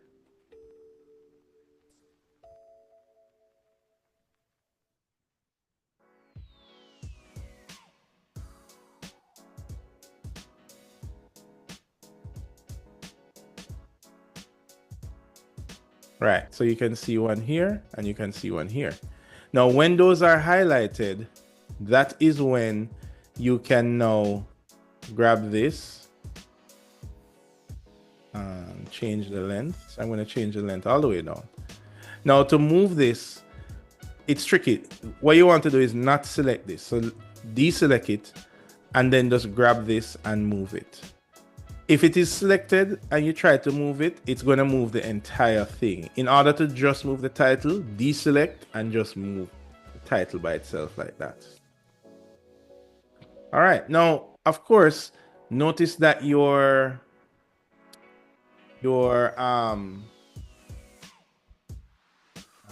notice that your grid lines are now much larger. So let's go into this plan here and see what we can do to fix it. So let me go here. Now this plan is at 1 in 500 in order for it to fit on an 11 by 17 sheet. And at 1 in 500, these grid lines are like really large, and they're compensating because you made the drawing smaller. Now, even if, let's go back to the sheet for a minute. Let's say 1 in 500 is too small and you could make it a little bigger. So for example, let's say you wanted to make it 1 in 300.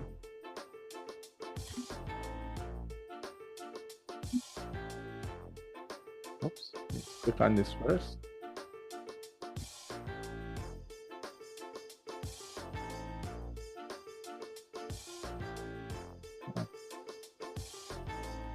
Number 100. These are standard sizes that are here. Oh, right, because 1 in 300 is a non-standard size. So you would have to actually switch this to custom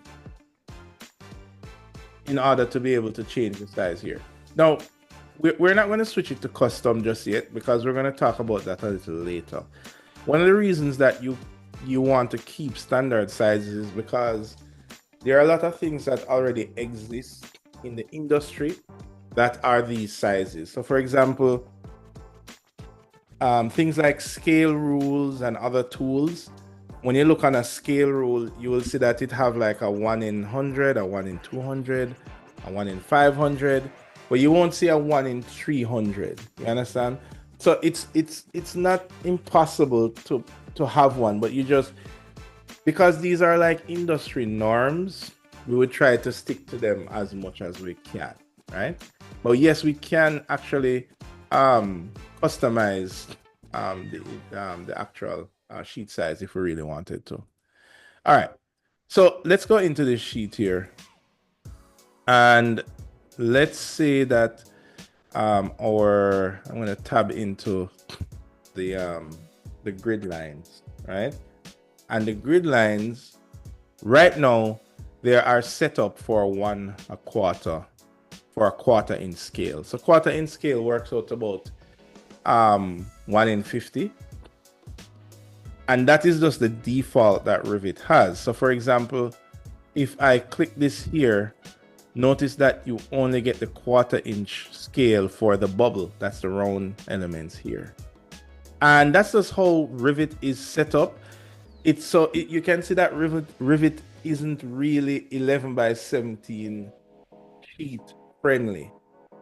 And you know, that's actually a good thing here, because what happens is that a lot of us we kind of just use what Revit gives us. If we want to show the grid size, we just have to kind of live with the fact that these grid sides are really larger than life. Like, they shouldn't be so large. And when you try to look in the options, that's the size that they give you by default. Now you can tweak these sizes here because they're just families. So you can go to edit type here, and notice that you can change the segment. This is the dash line, but you can't, the bubble itself, you would have to make a new family in order to change the size of the bubble here. So what some people do is they disable the bubble. So you can disable the bubble by saying, for your symbol, it's using grid head circle. You can say none. You can say grid head no bubble, and apply that. Okay. So this means it doesn't have the circle, it just has the letter. Let's try another one. Or we can choose none. And then it has none, it just has the grid lines. All right, so let's go back to the default, which is the circle. And we're changing all of this for this family that's called quarter inch bubble. Now, if we look in our list of families here, right? This is on the right-hand side where you see the list of families. And you want to look under annotation symbols. Look under grid lines, circle. And this is our family for our grid line circle, meaning this houses the setting that this grid line is using. So for example, if I double click this will actually give me the option to change the radius of this circle that is here. And if I go to edit on this right here, it actually opens up this in a family editor. So I can actually customize this bubble. So for example, this is a circle with a number in it. I mean, let's just say I didn't want it to be a circle. Let's say that I wanted it to be a square. I could go to line and I could go to square. And let me draw it out here. I'm gonna draw it even smaller, like this. And right now everything is set to, this is actually in feet and inches, but I can still type in millimeters here. So let me type in 0.15. Oh, that's too big. 0.05. 0.02. And let me type this in 0.02. So let's say that I want this to be my new bubble, like that. And I don't want this circle bubble anymore. Well, firstly, this text is too big, so let's make this text small. So I'm going to go to edit the label. This will come up here. And actually what I'm going to do is just edit the text. I don't need to edit the label. I just need to edit the size. So right now this is 3/16 size. I'm going to go to edit type here. And for my text,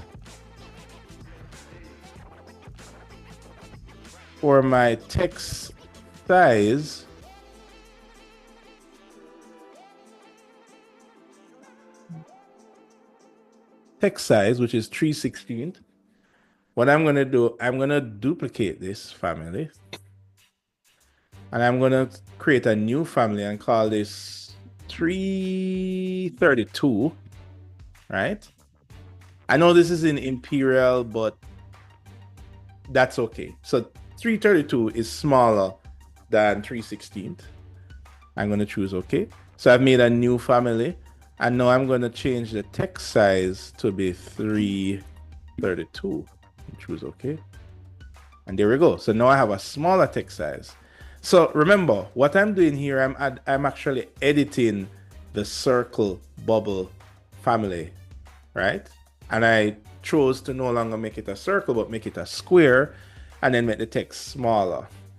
So what I'm going to do now, I'm going to save this family because I don't want to overwrite the Revit default family. So I'm going to go save, and I'm going to save this. Let's save this on the desktop for now. And instead of calling it grid head circle, I'm going to call it grid head square small.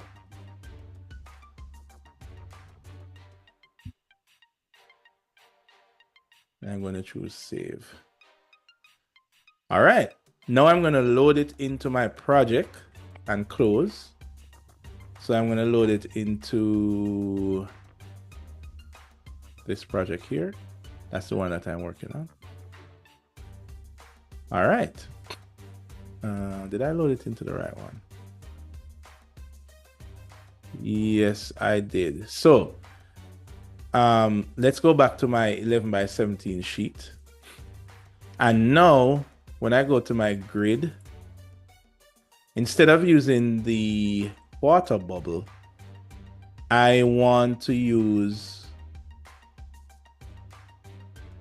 the new family that I just created. So let's see, if I look in my families list here under annotation, and if I look here, I see that I have grid head square small. So it's now loaded into my project. So now when I click on the grid line, I gotta go into edit type, and I'm gonna change it. I'm gonna change this to grid head small. There we go. Choose okay. And there we go. So now it's much smaller, but it's not at the center. So I need to actually edit this again. That is my fault, because the reason that it's not at the center, go back to edit, is let's see, the original let me go here. The original position of this needs to be at the center of my screen, but I actually, when I did this originally, I moved it over here and it's supposed to be in the center. That is right here.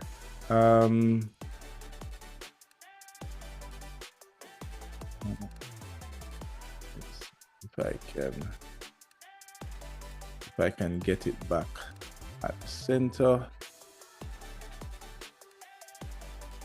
Okay. Yeah, I kind of messed it up a little bit here, and the reason for that, let's go back here. I'm going to go back to the grid head circle, and I'm going to edit that. Right. No, sorry, not this one.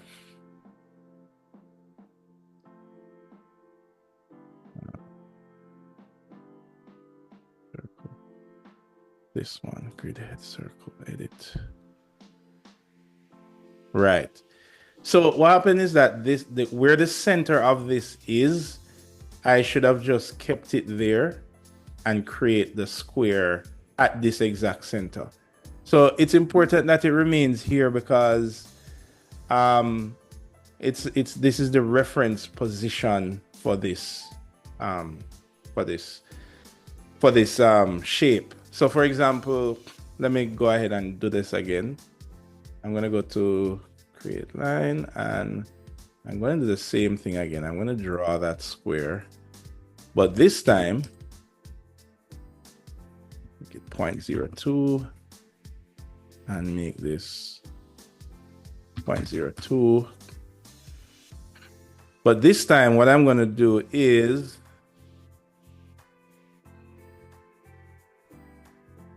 I'm actually going to position it. Let me use a reference line here. I'll just use a regular line for this. Oops.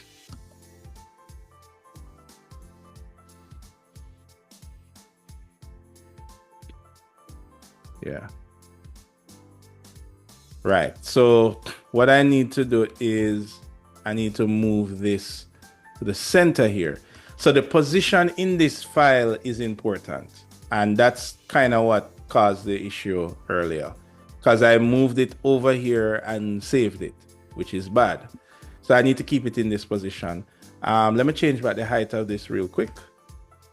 So I can go to edit type, and I think I would have still have my thing here, but I don't. It's okay. So let me create this again. So let me duplicate this and call that 332.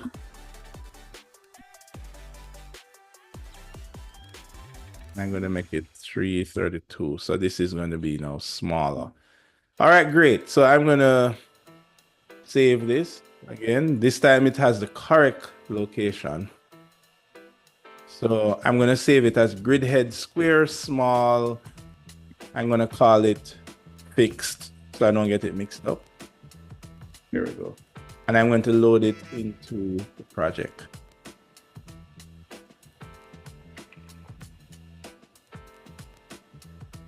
All right, so now I'm back into the project.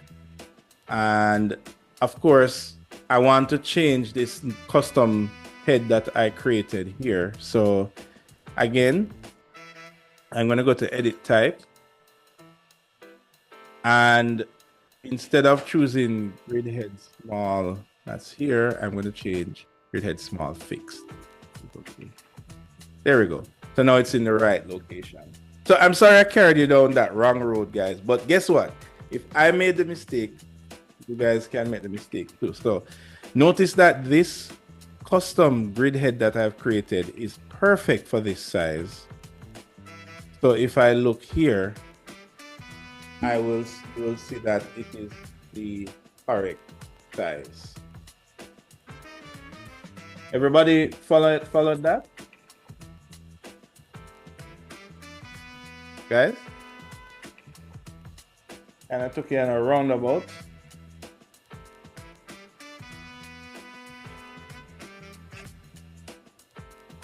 Anybody with me still?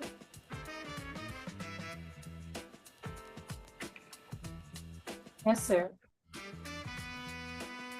Okay, cool. Now, the reason I showed you this is because normally when we create stuff in Revit, it is set up to work for 24 by 36.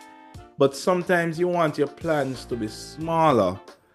And when you make your plans smaller, things like dimensions and grid lines, they all become outsized. And I see it all the time on people's sheet. And a lot of persons don't change it or don't know how to change it. So this is how you change your annotations to fit on the sheet size. Now this is with grids, but it's the same thing with dimensions. You might have to go in your dimension settings and tweak it to fit using this this size. So if I look on my sheet now, on my 11 by 17 sheet, you can see that these grid sizes are working with this. All right. Now, before we move on, there are other things that you can do. For example, for your site plan view to be nicer. And I want you to think about this in a practical way. Like if I was presenting this, what are some of the things that I could do to enhance it to look better? And one of the things is the hatching. So notice that the walkway has this particular hatch, but then the roof has this hatch as well. And it's because it's with the concrete material. Now, let me go back to that drawing. Of course, I can click on the drawing and I can use the override. And I can override the element. And instead of allowing the element to show me in the foreground to be a material, I can say, make it a solid fill and make it the color gray and choose OK. And now my roof is gray, right? So you can actually go through and do these so that your site plan read a little bit better.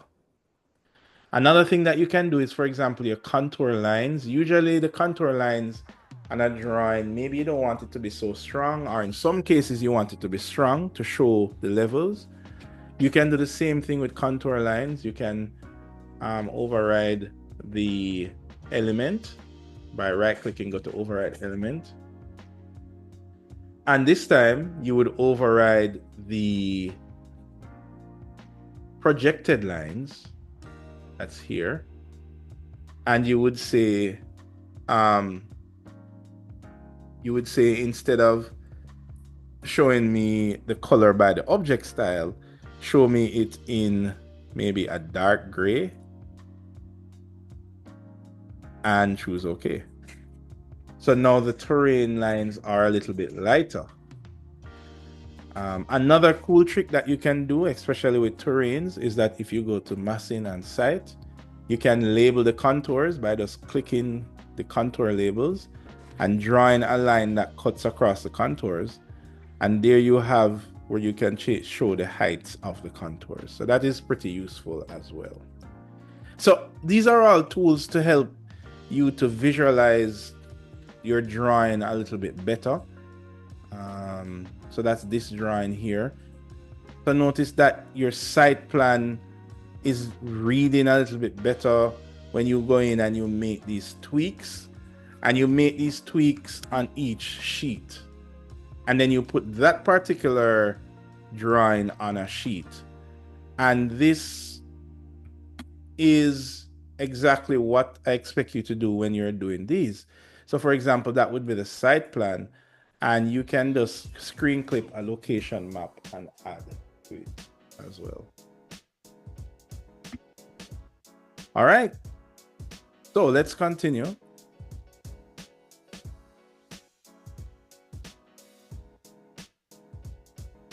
Now another thing that might be important is also showing the labels on the contour lines, right? So for the purpose of a design drawing, you might want to give a quick visual indicator of how high totally showed you this already. Deep shown.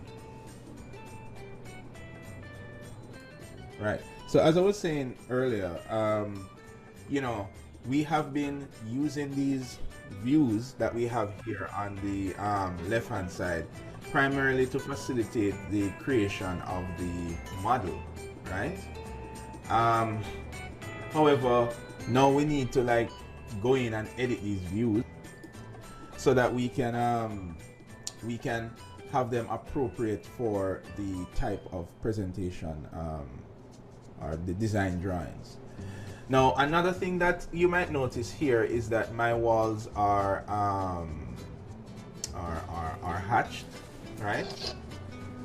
And all right, so this is what the typical drawing would look like when you have completed your drawing in Revit.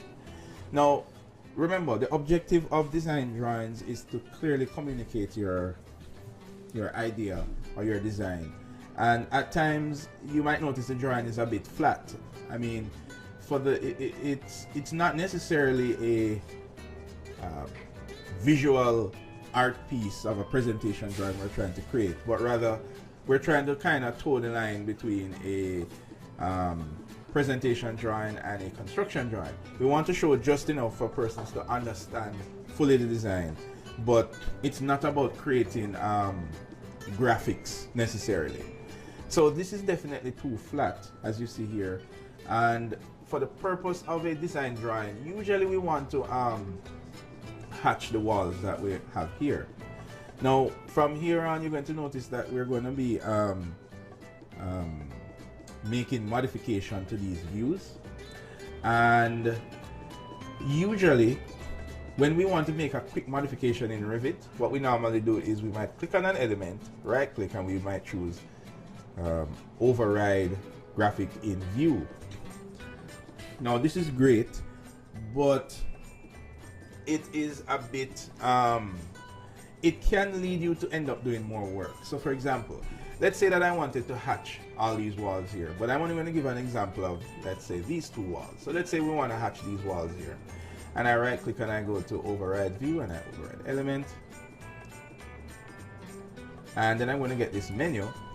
And in this menu, I can choose, okay, I can choose to override what the cut patterns look like, meaning when I cut the wall horizontally to show my floor plan, what does that cut reveal, right? And in this case, the cut reveals a white space, right? There's nothing in that space. We can also determine what the surface patterns would look like. In this case, a surface pattern is a pattern that is not cut. So for example, this stair that we're seeing here, this stair is showing the surface pattern, and maybe this floor that we're seeing here is a surface pattern because it is not cut, it is just showing me what's on the surface of the pattern. On the flip side, the walls are cut, so you're not seeing what's on the surface of the walls, we're seeing what is going to be on the inside of the walls because we have cut it. So that is essentially what this this panel allows us to do. And if we look, we can also determine what our cut lines look like, and what our cut lines are the actual lines of elements that are cut. So for example, you can see these lines here are what the lines look like, and in this case the line just look like a regular line. I mean, they have line weight to it and all of that, and we can actually enable that. If I enable my line weight tool here, I can see what the line weight would look like. But essentially these are the rules that govern the lines that are cut, right? And this option dialog box allows you to basically just override whatever the system is set to. So for example, I was using this wall here. If I wanted this wall to be filled with a color, for example, I can say, okay, my cut patterns, which is here, which determines what is the fill, what is the pattern or fill color of that is revealed when I cut an object. In this case, it's this object that I've selected here. And right now it's set to show by material. And the material for this type of wall is basically, is not showing anything, it's just white. So I can say, for example, I want to show a fill color. And I want that fill color to be red, for example. And I choose OK, and I can choose apply. And let's choose OK there. Okay, let's go back again. Override element. There we go. What we want to be choosing is the background. So we're going to set this back to default and set this back to no override. Right, we want to be changing the background. And let me see.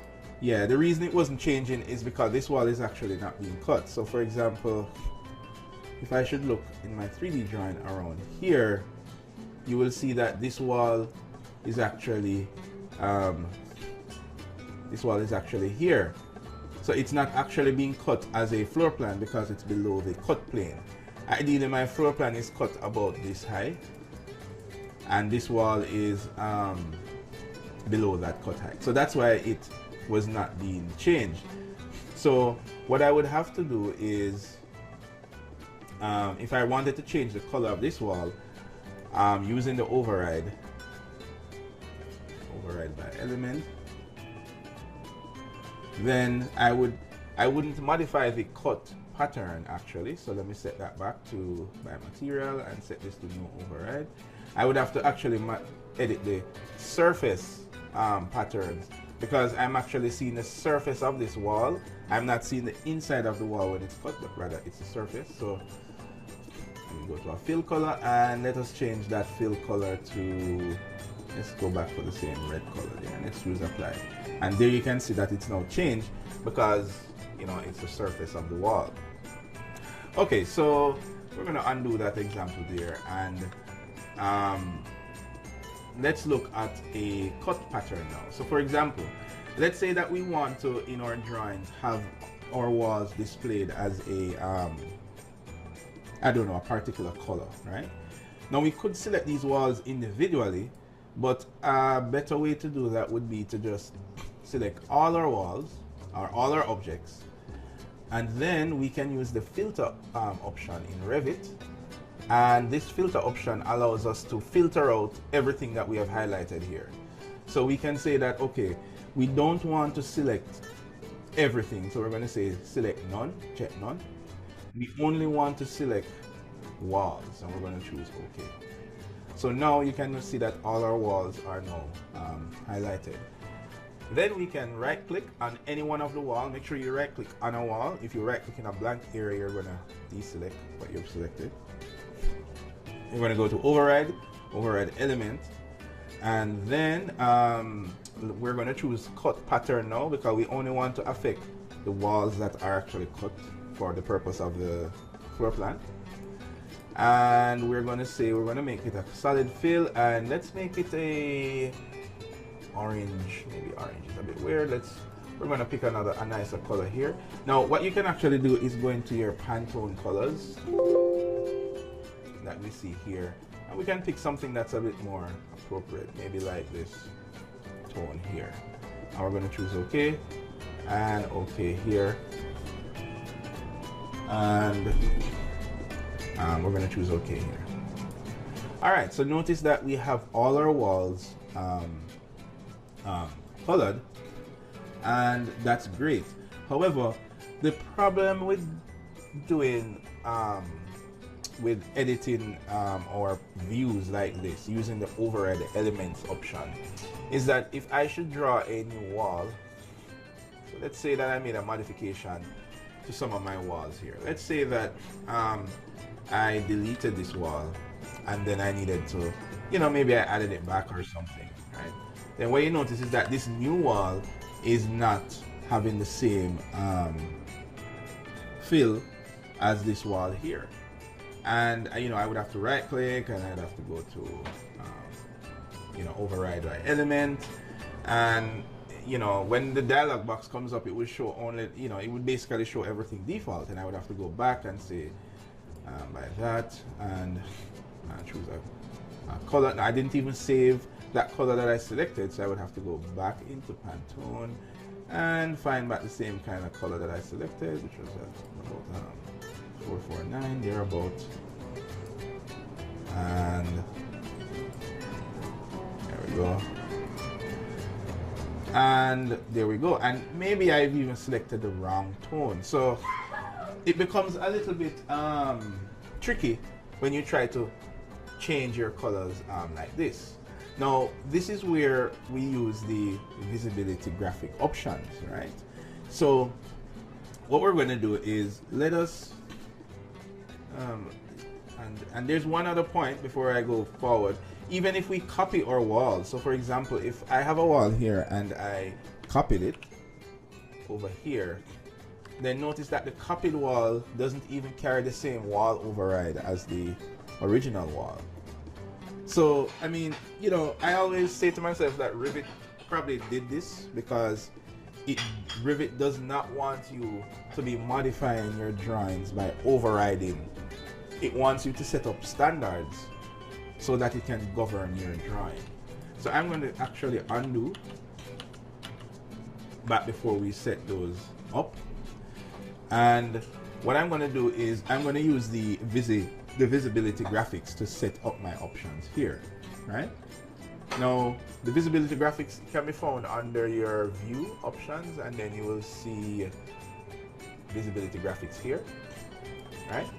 And everything in this graphics tab here actually is basically governing how what you see on the screen is displayed, right? So if I go bring up my visibility graphics here, it will show me, what rules govern every type of element in my drawing, right? So for example, in the category of models, you will notice at the top here, let's go back. The shortcut for visibility graphics is VG. Right. So you'll notice at the top here, it has these categories. So this is showing you all the elements that has to do with your model. This menu here shows all annotation elements. This shows analytical model categories. So for example, things that are used to analyze maybe like space or room type. All of those elements are shown here. And imported categories has to do with anything you have imported. So for example, if you import a 3D model from another program, how does it display on in your view, right? It governs how that imported asset is displayed in your view, right? So in our case, we are going to be using the model category because these walls are actual models. And if we scroll down to walls here, so for the wall category, we can even expand it out and you can see that there are different types of walls, but let's not worry about that just yet. For our wall category, if you notice, these headings up here are the same headings that were in our override dialog box. So for example, when our drawing is not cut, when it's only showing the surface of our element here, what does the lines look like? That's determined here. What does our patterns look like? And what does the transparency look like? Now, in the case where our walls are cut or an element is cut, in this case we're dealing with walls because we can see that we have highlighted that category. What does the cut lines look like? Right? We can determine that here. And what does the cut pattern look like, or the fill? We can determine that here. We can even do things like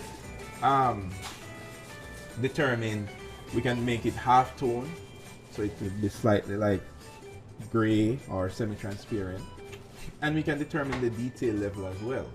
Now the thing about this is setting this up here will govern this entire drawing with these rules. So for example, for our let's see here, for our fill pattern, when a wall is cut, we want to say that all cut walls should be have a solid and should be Pantone. Let's pick another one here. Warm gray 11, and we're going to choose OK and OK, and that is set like that. Now, if we choose OK here, then you'll notice that all our walls in our entire drawing has changed. And even if we draw a new wall, it is now that color. Even if we copy an existing wall, it is now that color, right? Because this drawing is governed by that visibility graphics rule. And that rule says that, okay, for anything that is a wall, it needs to be this particular color, right? Now, this is great because now we don't have to worry about when walls change. Now, we want to do the same thing for our columns, right? We don't want the columns to be blue. We want the columns to be, let's make the columns black, right? And if we're going to change that, we're going to do the same thing. We can choose the columns and go to our visibility graphics and change it there, which is under view, and go to visibility graphics here, or shortcut VG, and we can look for columns. So we would, this is in alphabetical order, so we can look for columns and we can determine what our cut pattern for our column should look like. Now, I'm actually not going to change it here. Instead, I'm going to show you another way how you can do this, which might be a little bit shorter, slightly. So another thing that you can do is, for example, I can click on this column here and I can right click and say, I'm going to go back to override graphics in view, but what I'm going to do is, instead of saying I want to override just this individual element, I'm going to say to override by category, which means that everything that is considered a column will be governed by what I choose here. So I'm going to choose that option this time around. And I'm going to get this same dialog box that I got here. You can see right now that category is being governed by this rule where every cut pattern is going to show as a blue line, blue fill. So I'm going to change that and say I want it to be black. Say OK, and I'm going to say apply. Now every column is shown as black. And even if I choose to draw a new column or copy an existing column, it will always be a black fill. Now I want to point out something here though. If I go to my visibility graphics and I go to columns,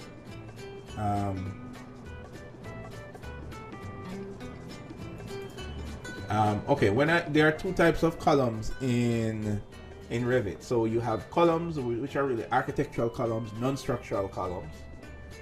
And if I scroll down, I will have structural columns here. So notice that my structural columns has been overridden here by a fill that is black. So notice when I change that in that right-click menu, it also updated the visibility graphics automatically. But if I had actually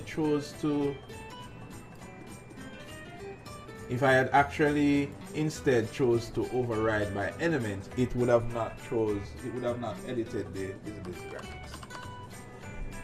Okay, that's great. So now we have these done, and we can choose, for example, if we have a floor, and what you might realize is that I am unable to select the floor.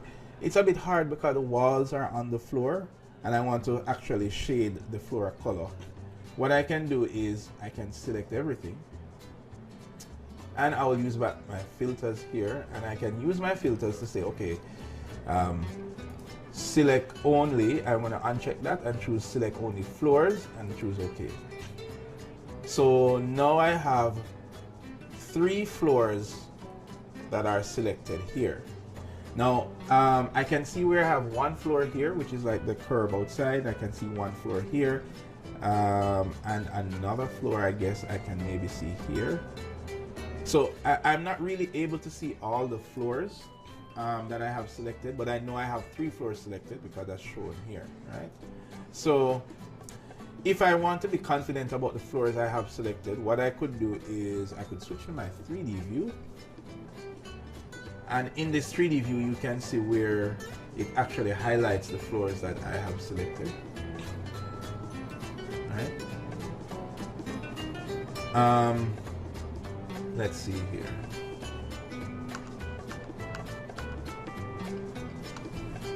Look from underneath. All right, cool. All right, now let's go back to my level 1. Now, I want to say again, I want to change all floors to be like a light gray, right? Because I'm doing a design drawings here, and I don't want it to be white here. Now, I could select the floors, and I could right-click and go to override. I could go to override by category again. But another thing that I could do is I could also not have to worry about selecting the floors. I could just go over to visibility graphics, even with nothing selected, and I could just choose my floor category. I'm just pressing F so that it jumps to F, and here it is for floors. And I could just say, okay, I'm going to override the projection surface. I'm not going to override the cut because the floors are not being cut. I'm only seeing the surface of the floor. So I want to override the pattern for all floors in my drawing. So I'm going to choose that. And I'm going to choose maybe a gray color here and choose OK. Oops, I want the pattern to be a solid fill. I could choose one of these patterns if I wanted to. Like, for example, it could be that if it was a wooden floor, I would choose a wooden pattern. But that's not the case, so I'm going to choose OK. Choose OK there.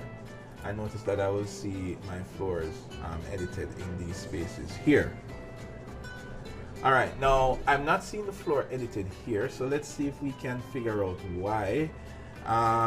Let's see if the floor is hidden. So I'm going to click my hidden icon, and my hidden icon will show me everything that is hidden, which does not include the floors, so that's fine. Okay, what I can do is go to a 3D view here, and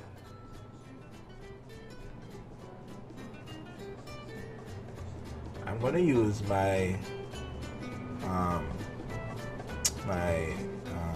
crop section box here by turning that on,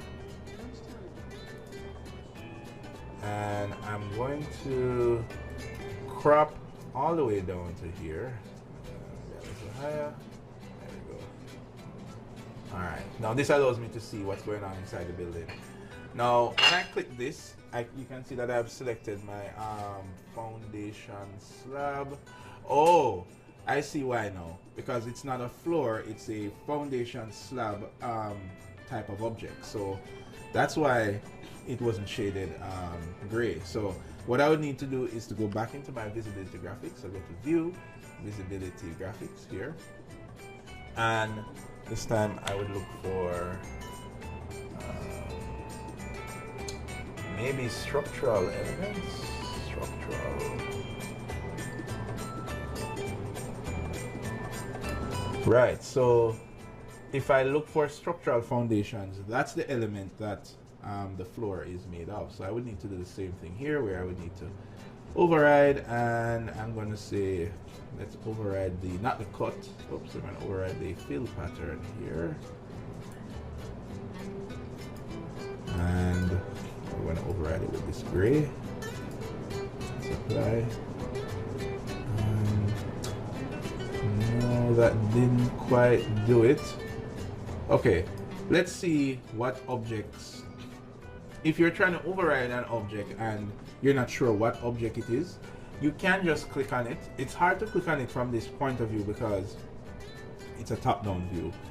So let's go back over to our 3D view and let's see if we can click on this object. Now you might notice that I'm getting what's called I call it Z fighting, and basically it's because two elements are directly on top of each other. That's why I'm getting that. So for example, I have the foundation slab And I also have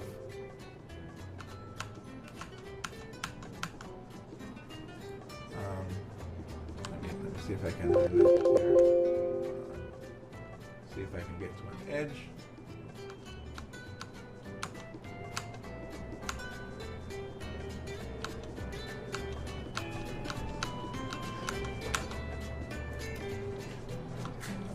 See, there we go. Right, and we also have a foundation. We have a terrain building pad that's also here as well. So those are the two elements that are directly over each other. So I can actually just hide this building pad.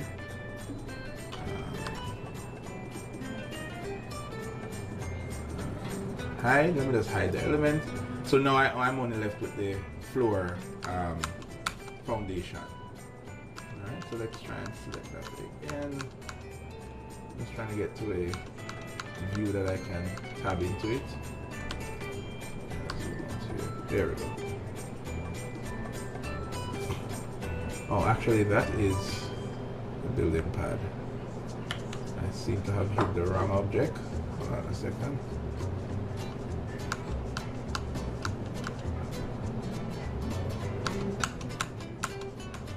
It's a bit hard sometimes to select the building pad. There it goes. And I'm gonna hide that. Right, so now I'm only left with the foundation slab that we see here. Right?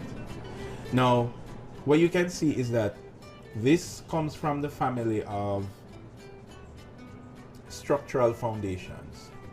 So if you're ever not sure of what category does this family belong to, you can always just click on it and it will actually tell you here.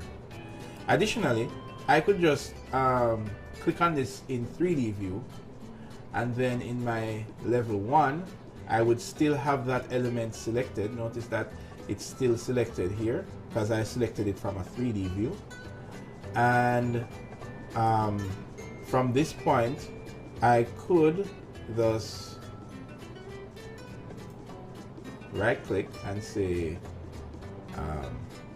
override by category, and then so I would override not the cut pattern but the fill pattern, and I would say my surface pattern must be that, and gray like that, which is okay. All right. And I think the only reason I'm not seeing it here is because of my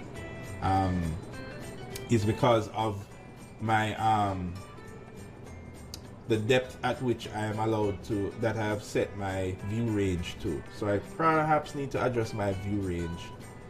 So I'm going to look here in my view range over here. Now, I'm glad I'm getting these challenges because these are the things that you normally meet up on when you're trying to edit your drawing. You're trying to adjust how things are shown, and sometimes they're not changing, and they're not changing for a reason. So if I look at my view range diagram here, what's probably happening is that I'm not going deep enough to see what my floor pattern looks like, so I need to edit that option. Let's see if that is the issue. So what we want to change is really our view depth. Let me see. This is our primary range here, and 3 is our primary range bottom. So let's change our primary range bottom here to, let's let this go down to let's say unlimited. Let's choose apply. Cannot be set above the top. Okay, hold on a second. Let's change the view depth to, let's say unlimited. Can we say that? And let me see if this will work. Minus.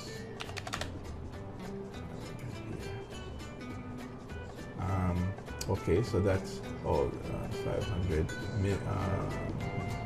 This is in meters, so let's see. set this to unlimited. Let's see. Okay, now that's great. So we can see this wall here, but I'm not seeing my foundation flooring for some reason. Oh, that's the reason I'm not seeing it. Okay, all right, let's undo that option. Let me see if we can figure this out. I think that the reason that I'm getting this issue is because ideally I should not have used this element here for the floor, right? Because typically you would not need to show a foundation slab in a floor plan, and I think that is the basis of our problem here.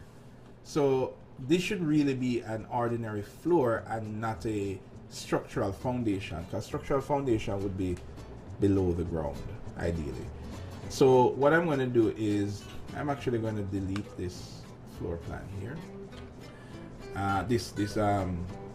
this type of floor rather, and I'm going to go back to my level 1 view, and I'm going to draw a normal floor, a typical floor. So I'm going to go to floor, and I'm going to use the pick line options, and I'm just going to use pick line to kind of draw my floor, and notice that I'm just choosing these lines here at random. Let's go around here, right? But eventually I'm going to tidy them up. So let's tidy them up now. So I'm going to use my trim tool, and I'm going to just trim these guys up.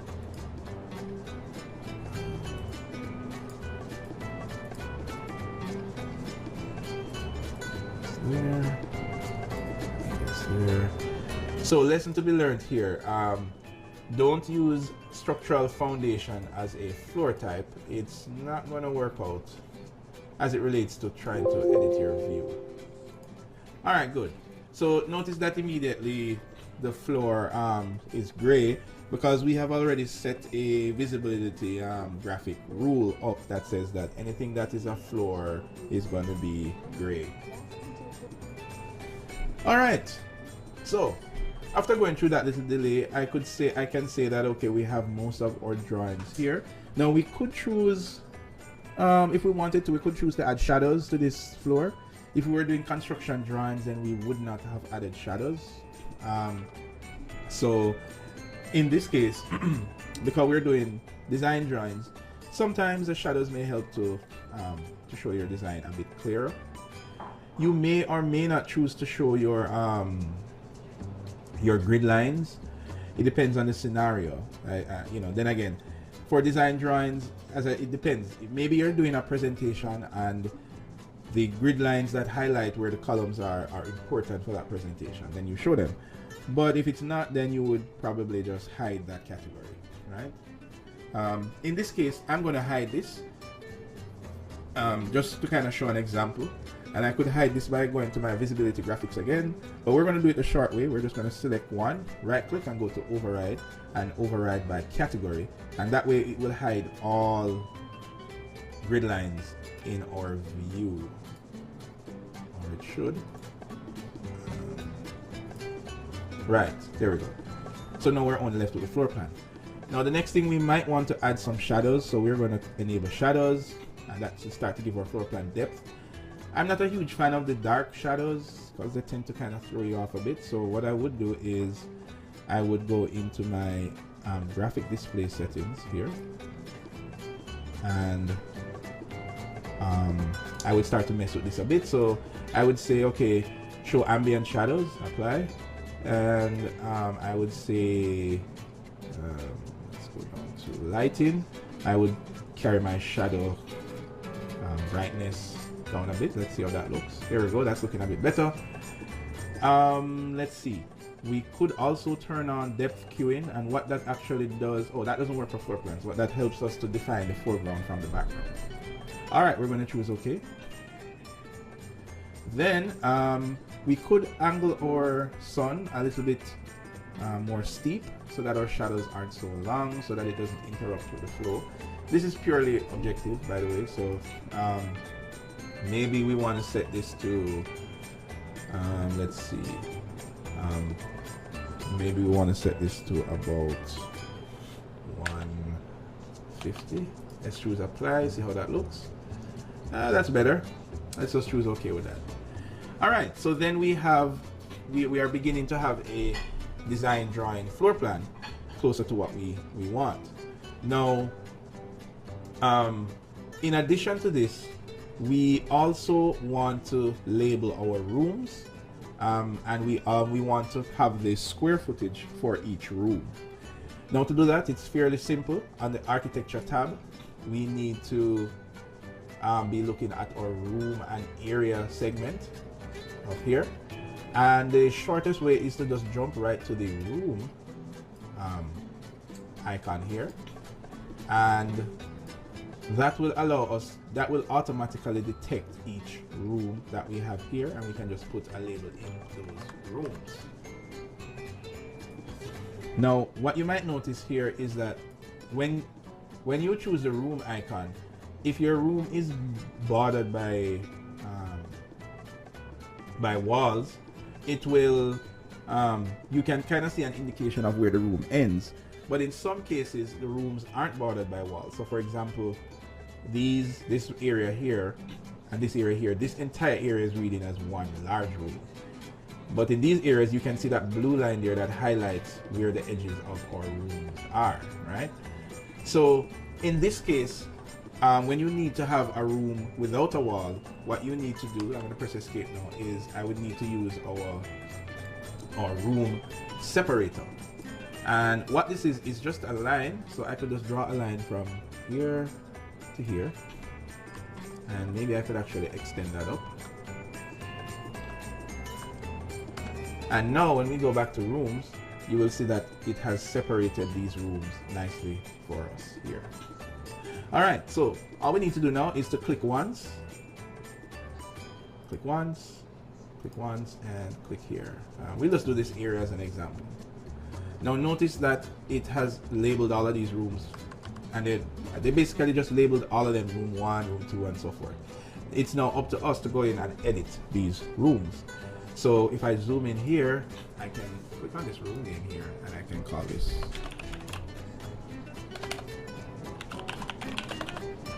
conference room.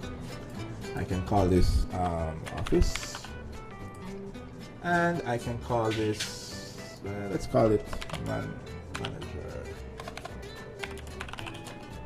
manager's office. And we can call out here, let's call out here the lobby. Right, let's call it the lobby. So we have our rooms now labeled, right? And notice that these aren't text items. These are specific items that are based on the room it has detected. So for example, I should see no one go to our annotate tool and use text to label a room like bathroom, right? That is a no-no, because this is just a text item. It has no data attached to it. This, on the other hand, it has information attached to it because it tells us the boundary of the room. It is also attached to a room number because you can have more than one rooms labeled office, so it helps us to identify the different rooms.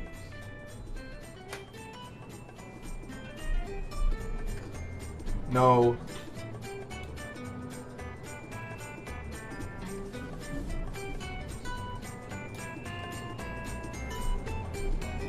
once we have this done, now we can use,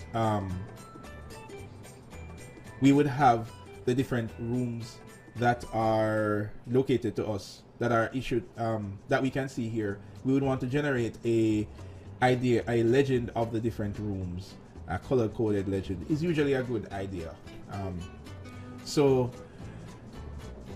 in order to do this, we would need to first allocate a color to each room. And to do that, well, make sure that we have nothing selected. which really means that we have our floor plan selected, right? Meaning we don't have an actual wall or anything selected, but rather the actual view. Now, once we have that selected, we're going to go to color scheme. That's located here. And we're going to click that. And what this does is that this will automatically color code each room based on the different room numbers they fall under. So to do that, we're going to change this to rooms. That's what we want to do. And what you see here might be different on your end, but ideally what we want to do is right now what this is saying is that this department, it's going to color code your drawings based on department. So let's say you're doing a commercial office and there are, I don't know, 10 different offices that belong to a particular department. It's going to color code that entire department of offices. So usually that's there as a default because, you know, maybe most persons who are using Revit are dealing with large offices. In this case, it's a much smaller office, so we don't need to be doing this by department. Now, you may have one that's titled rooms below, but it doesn't matter. These are just names that are given to the way Revit will color code your room. So I could actually duplicate this and call this office. I could call this, let's call it office rooms. You know, you can name it anything. Now, once you have that color scheme named, you're now going to define on the right side, you know, what governs how that color scheme operates, right? So the first thing we're going to label is the name of the rule. Let's call it the name of the rule. So in this case, let's just call it office legend, right? This is just a name. And we want to label our colors based on what? In our case, we want to label it by name, which would mean that every room name gets an individual color, right? So it will automatically determine the color of those rooms, and we can also change these colors if we want. So if I choose OK now, okay, so I believe it's not showing because we are covering those room labels with our floor color. So we might have to roll back our floor color. So I'm going to select my floor. Notice that they show up now. I'm going to select my floor, and I would need to go to override by category and say that all floors should be represented. I'm going to just reset everything to default, so no override. All right, no override, and choose OK.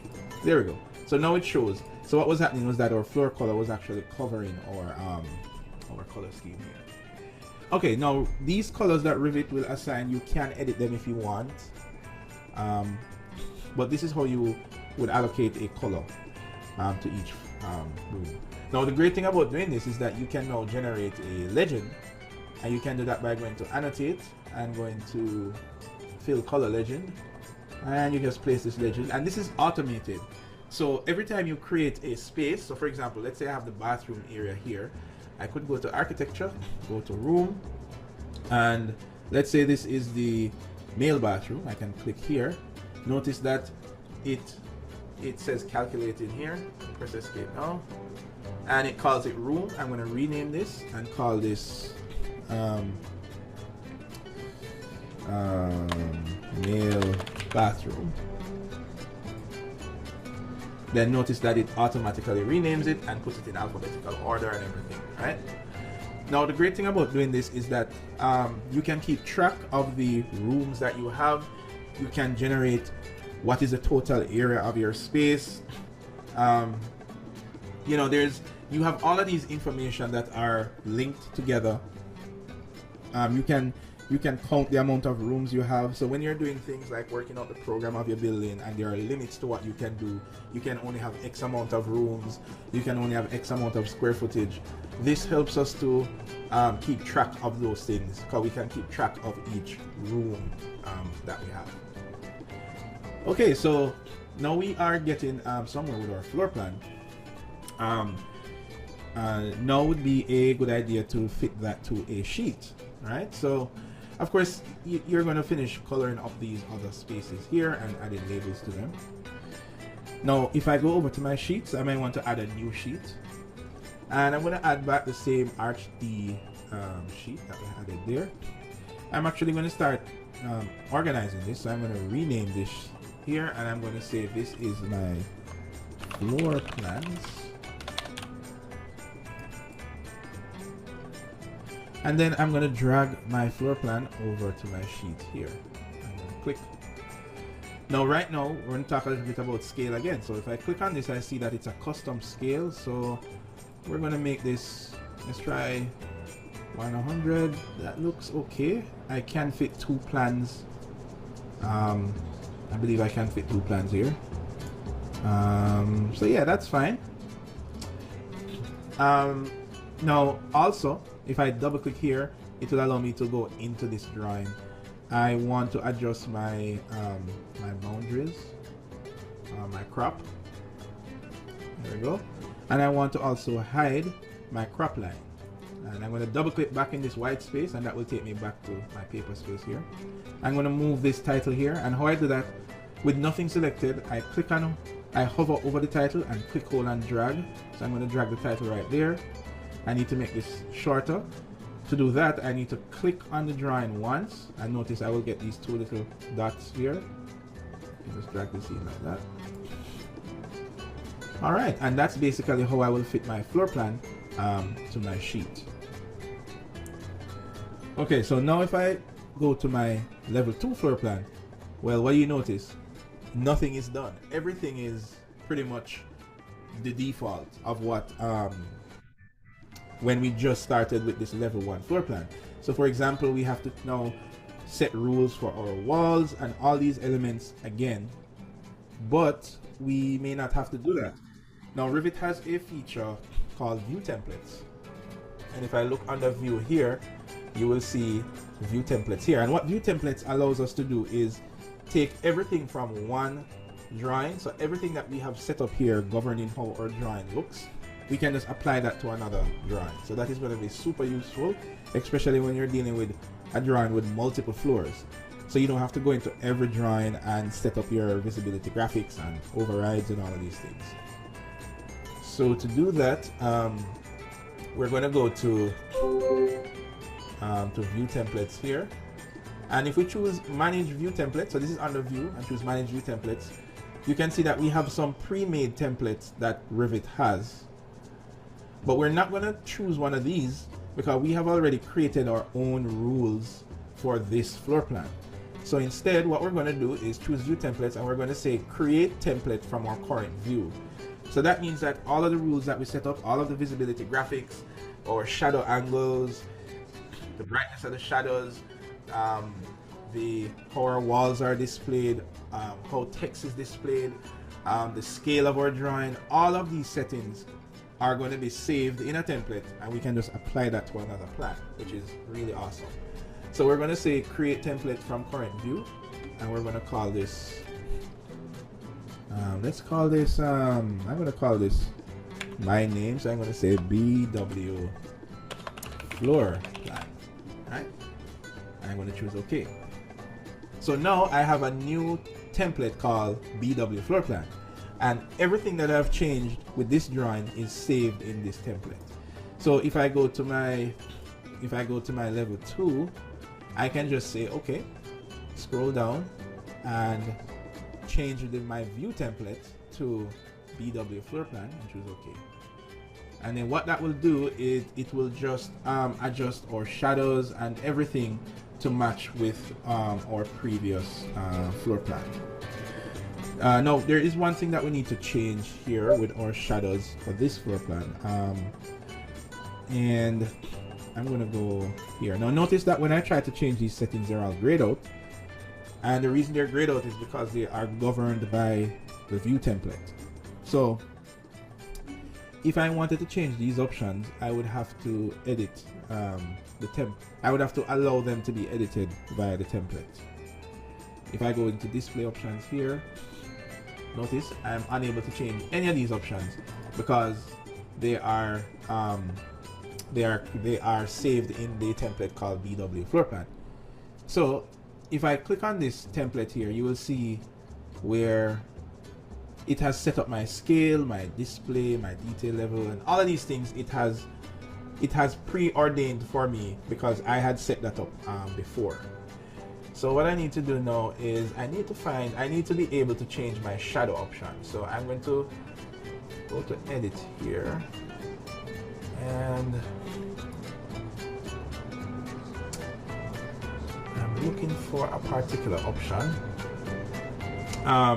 What I'm trying to change here is my shadows are being projected on the level 1, which kind of has this weird look because it looks like my building is floating.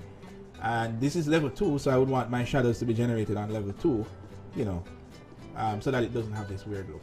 So where I find that is under manage, additional settings, sun settings. I can also access my sun settings from down here, but it's locked by the because I have my template selected. So I guess it's easier I just go here. So let's go additional settings, sun setting, and I want to change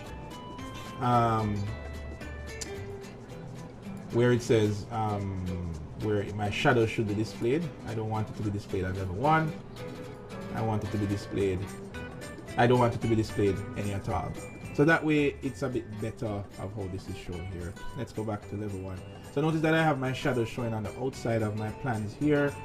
I'm gonna do the same to this. I'm gonna go to additional settings and go to sun settings and say I don't want to show my shadows, but my shadows will still show on the inside, which is perfectly fine. So that takes care of that option there. All right, now all the other settings like the like my scale and everything else has been carried over from the previous drawing. So if I go to my floor plan sheet and I drag over my upper floor, let's put that somewhere there. There we go, and that's our upper floor there, and I can go in here and change the crop. So I can crop this view down to this here, and I can move my label here. All right, okay, let's hide back our crop. All right, and there we go. So we're starting to be able to lay out our plans, and of course I would do the same thing with the floor, with the legend, where I would choose my floor areas and generate a legend for this floor as well. All right, so that is how we get our views for our floor plan done. All right, so let's say that we were creating the elevation views, right? Now, by default, you might realize that Revit has some elevation views that you see already, right? And see, I'm opening them up. I open them up here, and if I look back on my floor plan, these are represented by these symbols that you see here. So let me move it a little closer so you can see. There's one on each side. Let me turn off. Let me disable the crop. Right, here's the other one. That's here, and one more is here. Right? So every time you start the architectural template in Revit, you might notice that you see these guys laying around, and what they are elevation markers, right? So if I click on it, notice that you see 4 triangles around each side, right? So 1, 2, 3, 4. And this one has a question mark here. So you see that question mark? And this one here does not have a question mark. So all this is saying is that this is generating a view going this way, right? And not generating a view that way, and it's not generating a view that way and that way. It is indeed generating a view in this direction, right? So that's what these markers are. So in a case where you're generating internal views, which you are going to do in part 2 of this assignment, you know, you could generate 4 internal views, and they would be generated, you know, these arrows are basically saying that these are views outward, and each of them would have a label so that you can keep track of which sheets they are on. But as I said, currently, this is only generating a view that way, right? And the same for this one here. This one is only generating a view that way, and so forth and so forth. Now, if I click on this, on the actual arrow here, and I look in my properties on the right hand over here, you will see where it tells you that this is the west view that is being shown here, and then you can make the connection with the west view that is generated there, right? So that is how these elevation markers work. Choose the west view here, and that is what the west view looks like.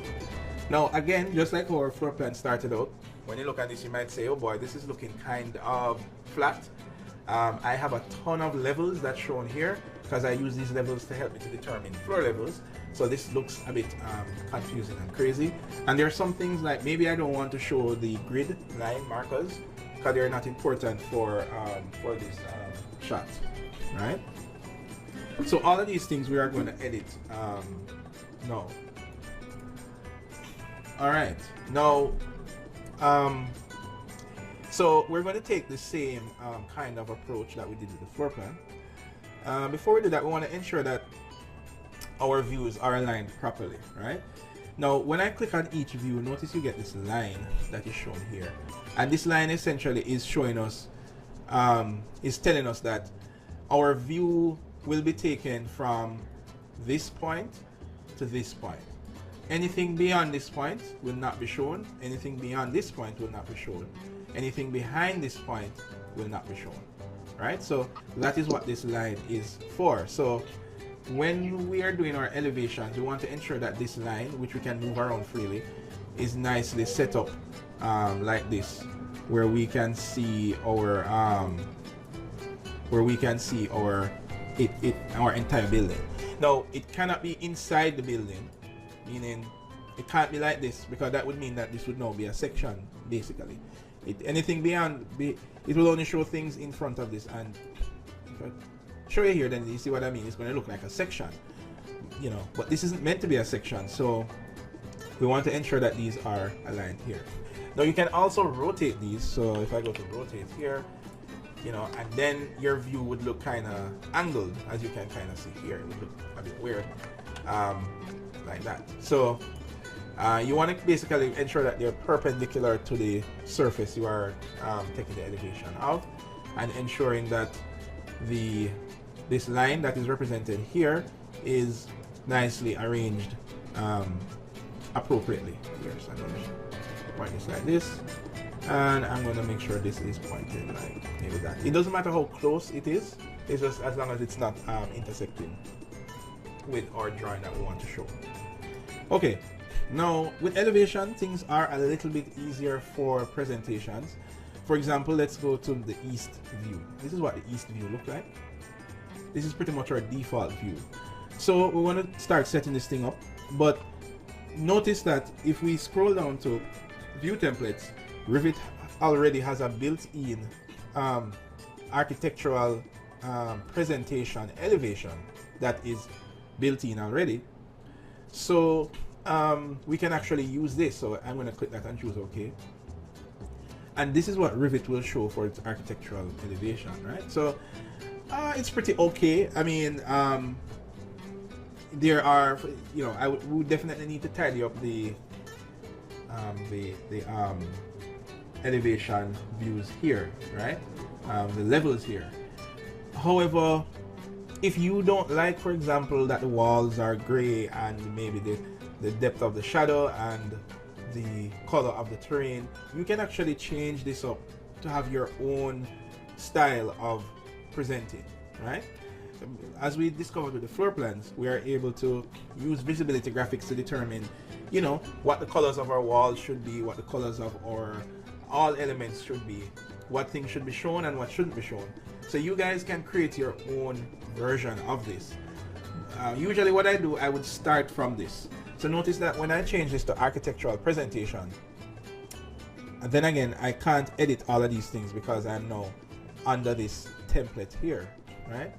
So instead, what I would do is I would switch to this template, and then I would say none, So now I have switched the template.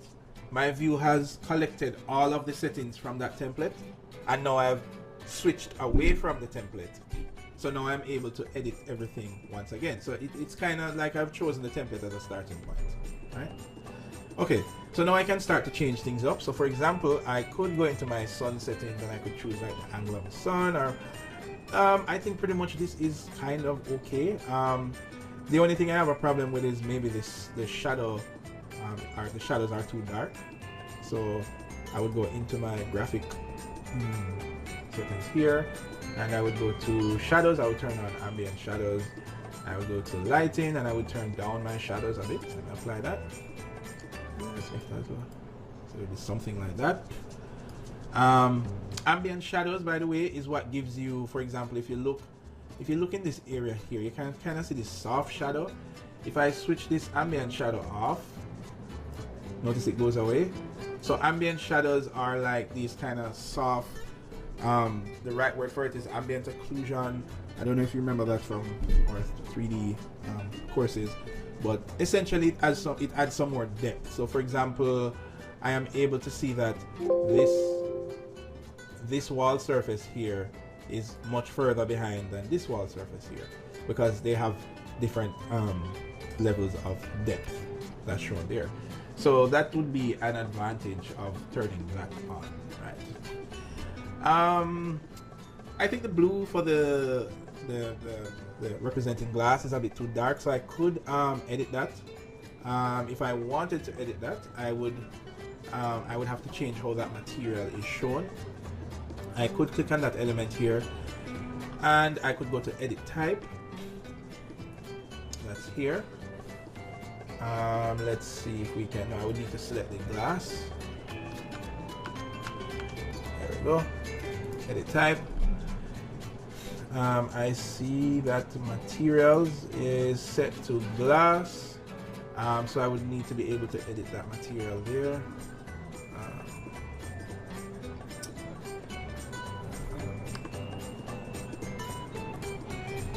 I could go to manage and go to materials, and this would show me all the materials that I have in my in Revit actually, and I could look for glass.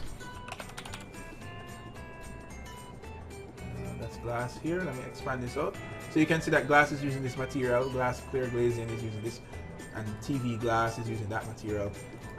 It must be one of these, so I could go into this here, and I could maybe choose a lighter color for glass. So let's say that I chose something that's this light. What I would want to do though is I would want to choose a slot here for custom colors, make it a light material, and then I would choose add. So now I've saved that material here. Choose OK, and I'll do the same for this other glass, and I will just choose back that material like that. I'll choose apply, and let's see, this should apply to all glass in the drawing. Here we go.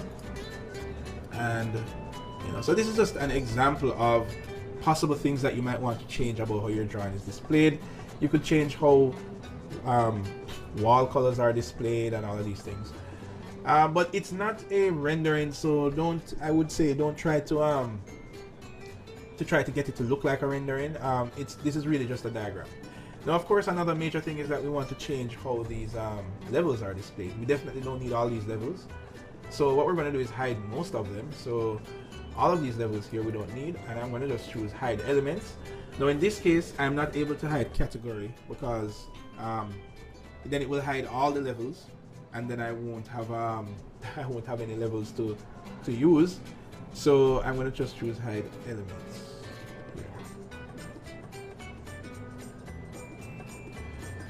All right. I don't need upper floor. I'm going to hide this. There we go. Let's see. I could hide. Let's hide these elements here. And I don't need the foundation level to be displayed, definitely. And I don't need, I could leave the ground level to be displayed.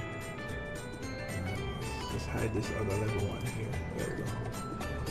Alright, so now I just ended up with these levels.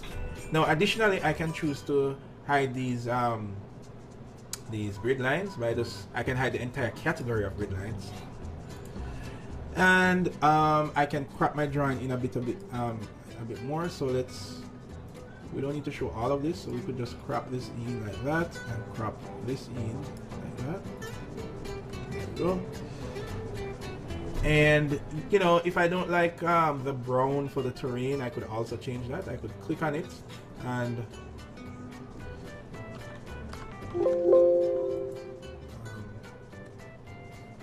then I could go to, I could override. In this case, I could, let's override the category. Remember, every time we override the category, we can always save that to a template and apply that to other drawings. So, oops, what did I choose here? So we're gonna choose override category, and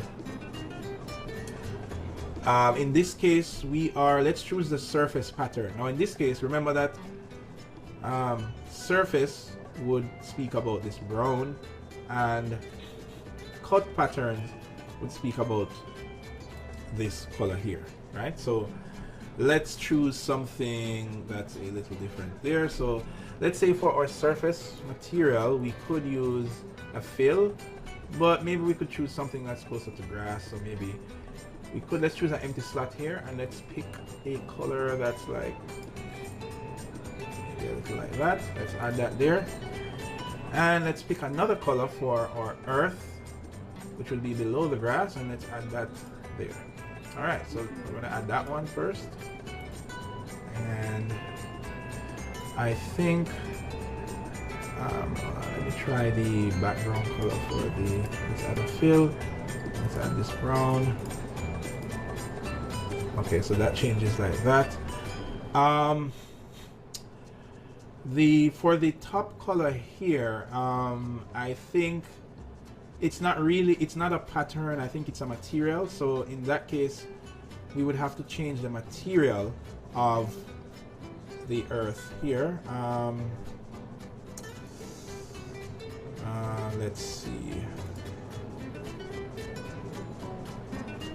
Let's see if there is a earth. Yeah, there is an earth material that's here, so we could change that to that green that we selected earlier. There we go. All right, so, you know, and this is just an example of how you can edit your elevations. And of course, the great thing about this is that this is all linked to our plans and our sections. So if we edit something in plan, it will automatically edit and this will be applied. Now, the great thing about this is that we can now, we can create a template from this by going to view and going to create template from current view. And we could call this, I'm going to call this BW colored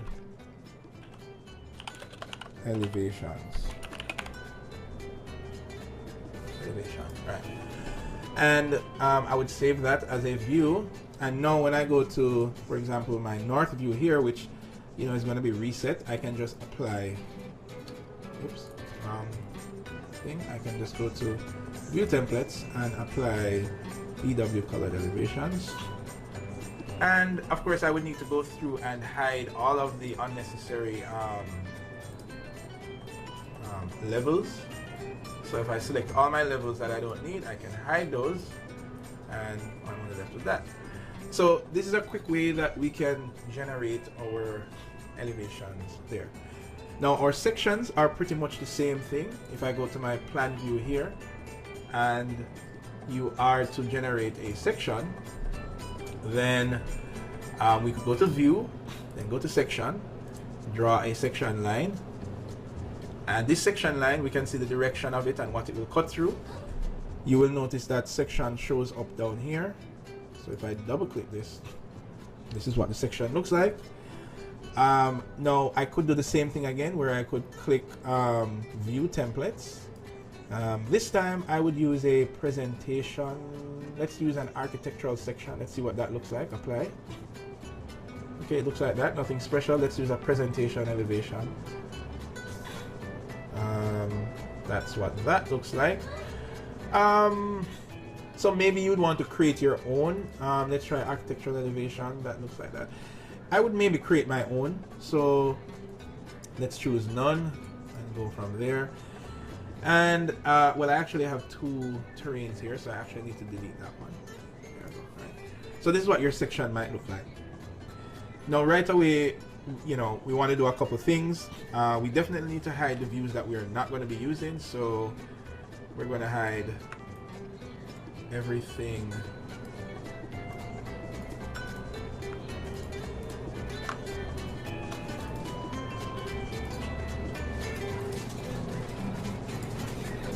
There we go. So we only need those.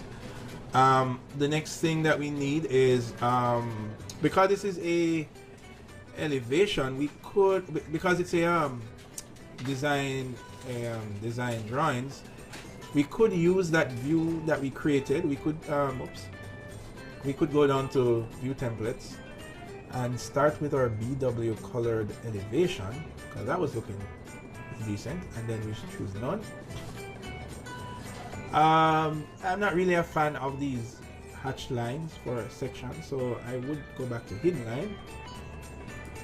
Then I'm getting some depth in here because I have selected remember our display options. We had selected to use ambient shadows. So if I turn that off, you know, and turn that on, so we had selected ambient shadows. Now the reason why this looks so dark is because of the angle of the sun, so we need to change that. So we would probably want to go closer to me, like about 170. Let's see how that looks. And let's change this to move properly around. No, that's not 170. Let's go. Let's try 179. So that's like almost 180. Let's leave it at 170. 170 is good enough. And then we want a low angle here, so maybe like try 5 degrees. There we go. So you can see that we're getting the shadows inside. Maybe like 10. Let's try 10 degrees. That's good enough. Then I would probably change the brightness of the shadow just a bit more.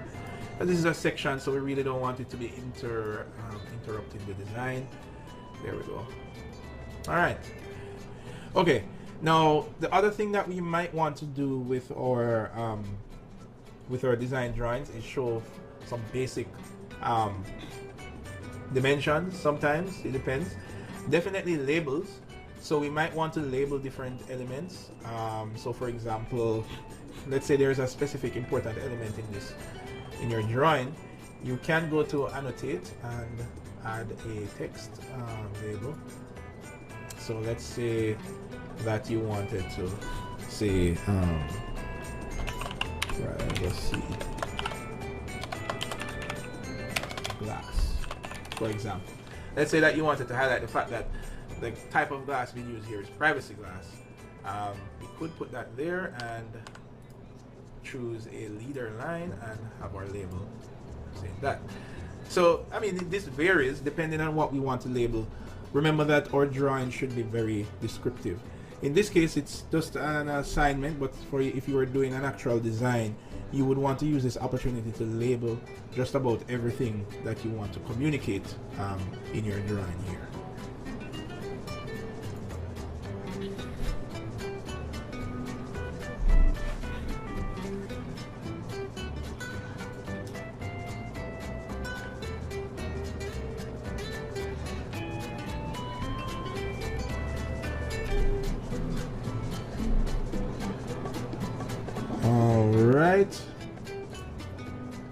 Alright, so once we have this now printed, it's going to ask us where we want to save it. So I'm going to save it to my desktop and I'm going to choose OK.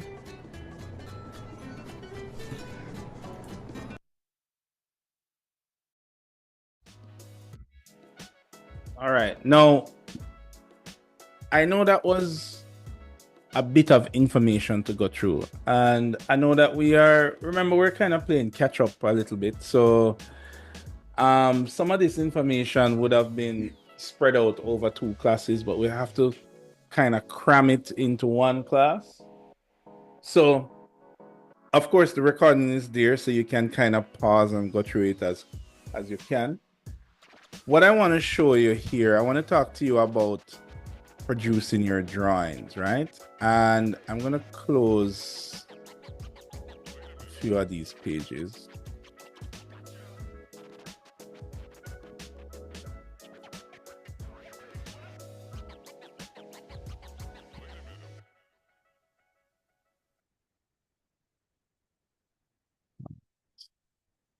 All right, so I want to show you this, guys, before we go. I'm going to close all of this up. So this is an example of what I'm expecting you to have ready, right? Now, as you can see on the mirror board, I took some screenshots of the model that I created. Yes, so I did do this assignment, guys, so I know it's very much possible. And I screen clipped as much as possible so that you can actually build out the project. So what I want to do is I want to show you an example. Let me bring up the handouts here. I want to show you an example of what you're asked to deliver and what it should look like, right? So over the last couple of weeks, we've been going through how to create this stuff. So you know how to create it. You should have a BIM model. And a while ago, I just kind of crammed a lot of information into your heads about how do you label the drawing, how do you generate different views, how do you use view templates to hatch the wall or show shadows and all of this stuff. And I want to show you now an example of what the end result of that looks like. So let's look at the first thing, site and location map. And what I have here is just a cover page. This is actually my working file, right? So this is actually a 3D view. I can actually go in and rotate this view, right? So this is a 3D view here, right? That is my model. If I look on the site plan here, now I don't have a location map on this, so you guys are going to have to add that. A location map is fairly simple. You can just screen clip it directly from Google Maps and just drop it right here on your sheet. Now notice my site plan that I have here. I guess maybe I could have cropped it. Oops. I could have maybe cropped it a little more. So for example, if I go into the drawing,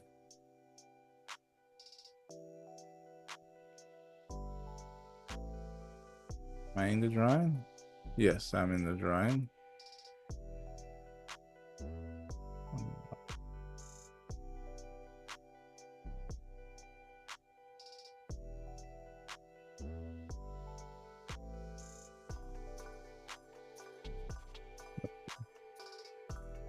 All right, let's go to the sheet. Open sheet. Let's go to floor plans here.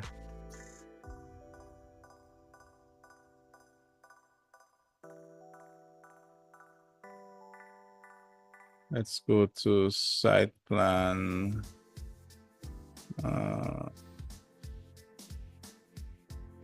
Here we go. So this is the sheet I have here. Now I could maybe crop this down a little more, maybe like this, maybe carry it in like this, come down a little bit more like that. Let me hide back the crop. All right, let me go back to that sheet, which is this sheet. So there you go. I could have moved it up a little bit.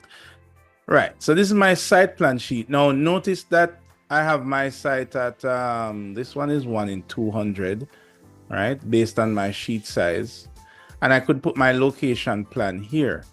So if you look on the handout, remember, you can group these views as best as you can. So site and location normally goes on the same view. Now the next one is floor plans, presentation plans. And when you see all here, that means that a presentation plan of the ground floor and the upper floor, right? So a presentation plan is the one that we just did. So if I open that sheet, so let me look on my next sheet here, which is this one. You can see that I have my presentation plan here, and I have my room legend here, and I have chose to show my 3D floor plan along with the presentation plan on the same sheet, right? So you guys can go ahead and do that.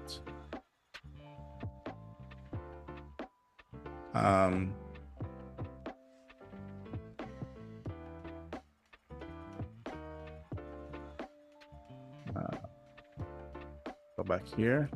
There you go. Right. So I've chosen to show my presentation plan and my floor plan on the same sheet. How do you guys feel about the 11 by 17 sheet, guys? Do you do a lot of prints on 11 by 17? Nobody here? Yes, sir. For your presentation that you normally pin up, it's normally 24 by 36. Am I correct?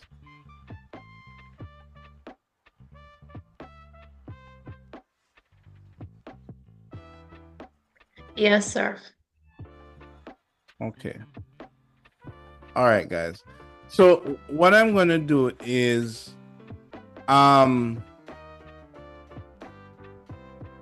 okay.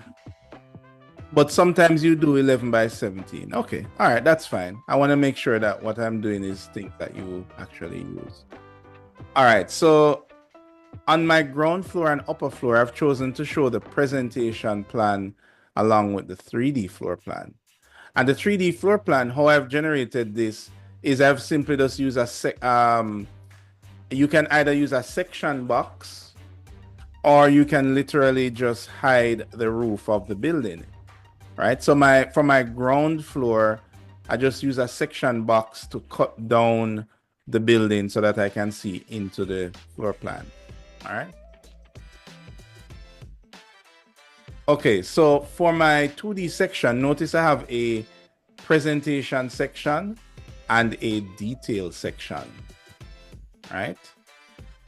So if I head back here, so if I look on this section here, this would be my presentation section. It has minimum dimensions, it has color, maybe some shadows. I also chose to put that along with my 3D section. Now you could choose to put your detail section and presentation section on the same sheet. It's totally up to you guys, right?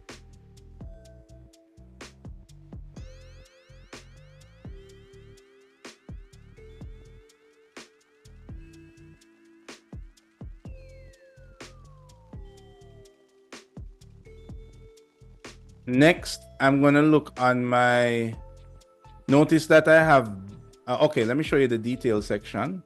We'll go back here. So this was the presentation section and the 3D section.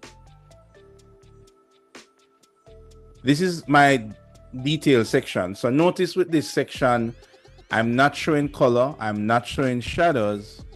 I am showing the wall material instead of hatching it with a wall, right? And notice that I have a lot of dimensions on my drawing here, right? And you guys should already know how to add dimensions, right? By the way, some of these dimensions, you might have to go in and change the size. For example, the size of the text, right? So that it's the appropriate size for the drawing. So this is what a detail section looks like. Notice it's from the same exact drawing. Let me see if I can make this a little bigger. Right, it is from the same drawing, but it's just a detail section. See if I can make this bigger. Can I make this bigger? Figure like this. Okay.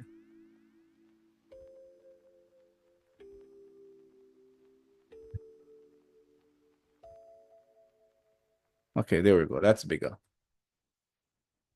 All right. Now you can choose to cut your section anywhere you want to cut it. So it's totally up to you. Okay. Now the next thing on the list is gonna be so I do have a detail 2D, right? And a 2D detail is simply a blow up of a particular section. So for example, let's say that I'm going to go to my drawing here. Let's say I go to my section view here. I've generated a section view. Let me pick this one here. And how you, well, let me start with how you generate a section. So notice I have these section lines here, right? And how you generate a section is you're going to go to view, and you're going to click on section, and then you're going to draw your section line. So I might choose to cut a section like this. Oops. You want to make sure that it's straight. So I'm going to cut my section line like this, and that's my section. Now, once I draw the section line, a new section appears listed under sections, which is going to be this one here. If I double click that, that is what I get. And of course, this is what it looks like by default, and you have to go in and tidy this up. So that is a tutorial that we just did. So how do you have to go in and hide some of these levels, hide the information that you don't want to show, change the color and all of that stuff. And it would be great if you have a view template, because that way you don't have to change it for every single view. You just create a view template and use that for all the views going forward. Now, when you generate a section view, so I'm going to show you an example with a section that I already tidied up, which is going to be this section here. Now, let's say that I wanted to create a detailed view showing the one I give as an example is how my beam intersects with my floor. And in order to generate this, I would go to callout, and I would just draw a box around that callout, and that's literally it. Once I do that, I get a label that's right here. You'll see this little label here. And what this is actually just a viewport that blows up this view. So if I look over here, you will notice that under my section view, you will see, let me see.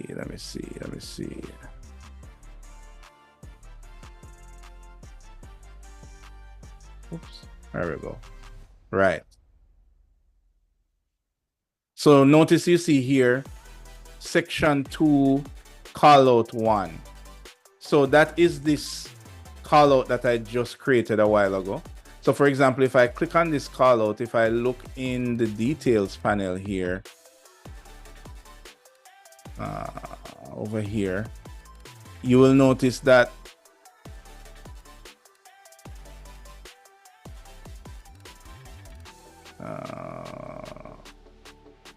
where's the name of it? Here it is.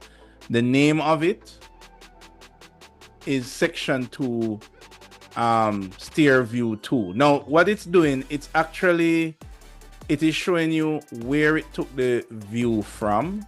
That's here. And if I scroll out, this is the name of that view. So I would rename the view to say beam detail, because that's what I'm highlighting here. So this is now called beam detail. And if you notice here, it has renamed it. Oops, I can actually edit it here. There's like a typo here. Right. So it's actually called beam detail, and that's the same name of the object here. That's called beam detail. Now I can open that view by double clicking. And this is what it does. It crops down the view to this area here. And then I'm going to do the same thing that I do to my sections and elevations. I need to tidy this up. So for example, firstly, this is probably going to be on a sheet that's going to be blown up. So I need to determine what scale do I want to put this at. So usually a detail view is pretty big. So maybe let's put it at 1 in 25. So once I do that, notice the text gets smaller. I'm going to move my level out a little bit more. Now, the other thing is that I might want to show more detail. By default, when you create a callout, the detail level is going to be coarse. So I want to change that to fine. So when I change it to fine, notice it shows the actual floor detail and the actual beam detail. That's right here. All right. So that is how you create a detailed view. It's pretty straightforward. That's there.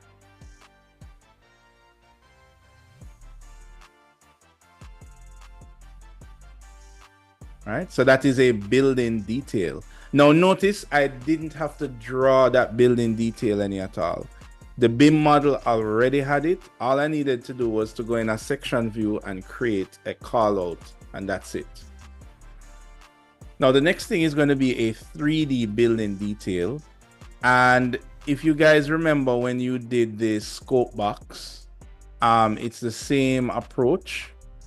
So for example, if I go to you can do it one or two ways. You can just create a section box if you want to do it that way, or you can create a scope box. It's totally up to you.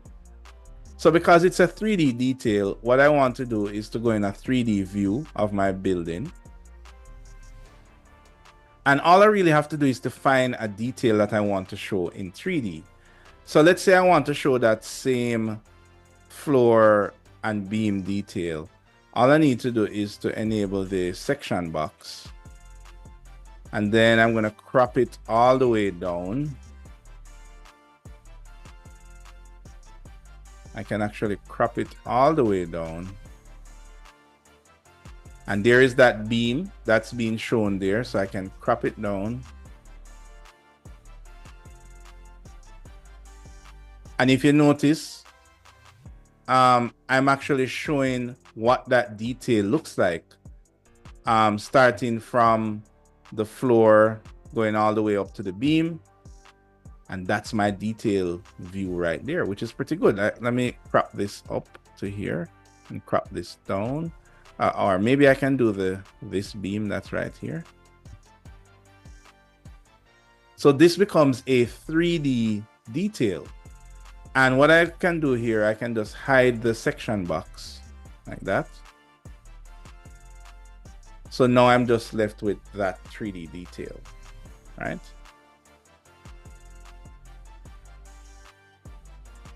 So that is how I create the 3D detail, and you just need to create one of that. And again, notice that I didn't even draw that detail. That detail was just solely based on my BIM model. All I did was crop it down. I already had that information in the BIM model. Now I have an interesting one here called 2D drafting detail. And maybe you're wondering, okay, what's the difference between 2D BIM and 2D drafting? Now, 2D drafting detail are details that you import or you just draw from scratch. So I don't know if anybody here has done traditional drafting where you have to draw your 2D details from scratch. And when I say draw, I mean actually with line drawings. So there's actually if you look here, there is a type of view that's called drafting views. And by default, you don't get this. You get this maybe after you have to create it. Now, the reason you have a drafting view is for details that you don't need to have in your BIM model. So what do I mean by that? Let's say, for example, if you look on this construction drawing here,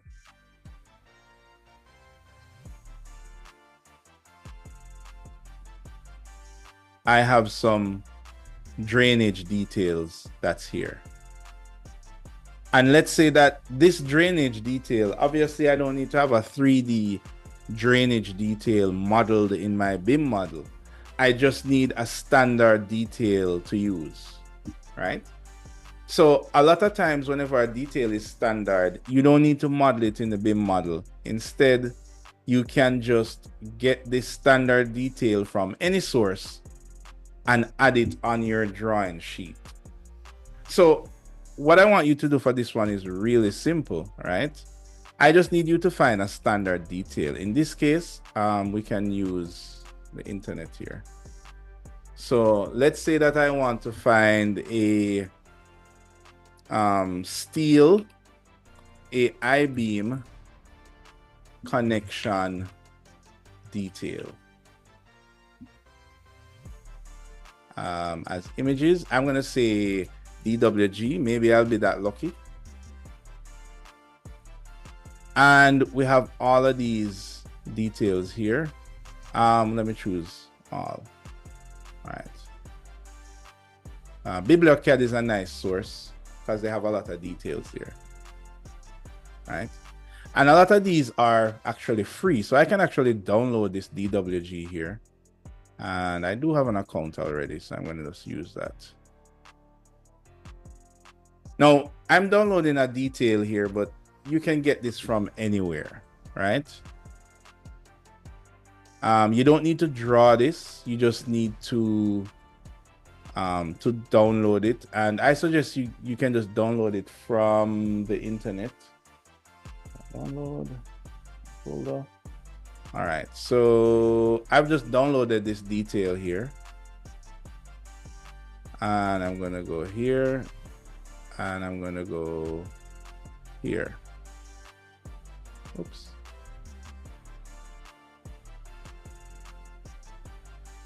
And I'm going to open this in AutoCAD.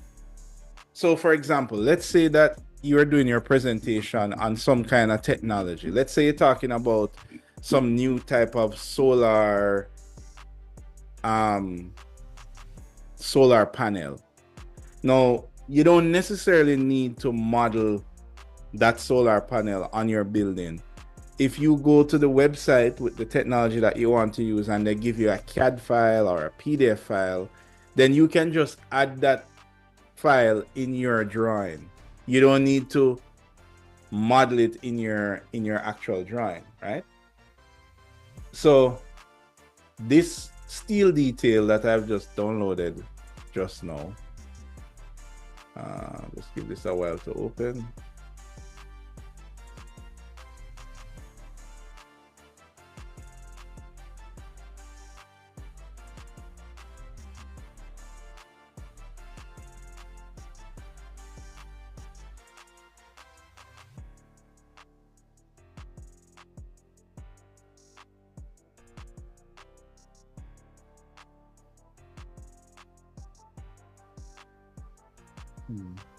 Right, so this is what I just downloaded. That's here.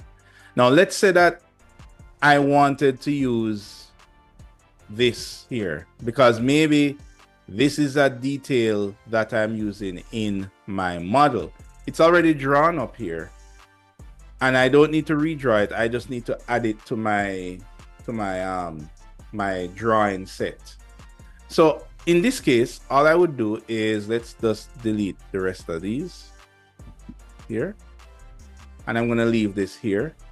And then I'm going to save this as a DWG file.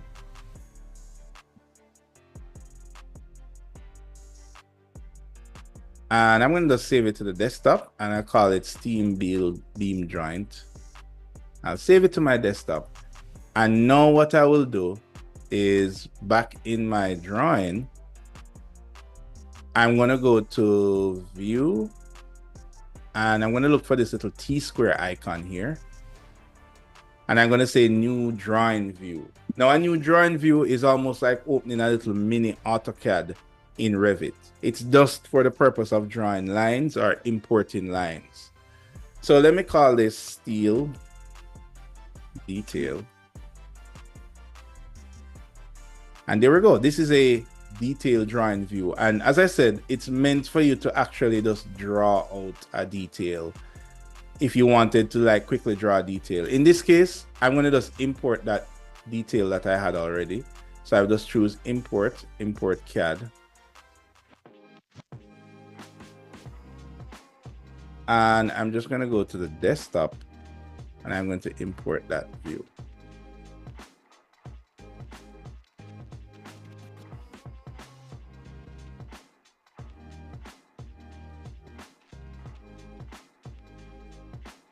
Right, and let's see, it should be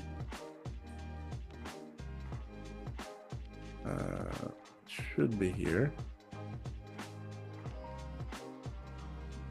Here we go. Right, so this is that detail. So this is just a simple line drawing that is in my drawing file, and if I wanted to, I could add to this drawing or I could modify it, but it's just a 2D drawing. This is where you're supposed to put it, under drawing details. So for example, when I go back to my sheets, let's say that on my detail sheet, these are the details that I generated from my BIM model. But if I wanted to add in a external detail, this is where I would add it. And what I would do, I would just change the size of this to be smaller.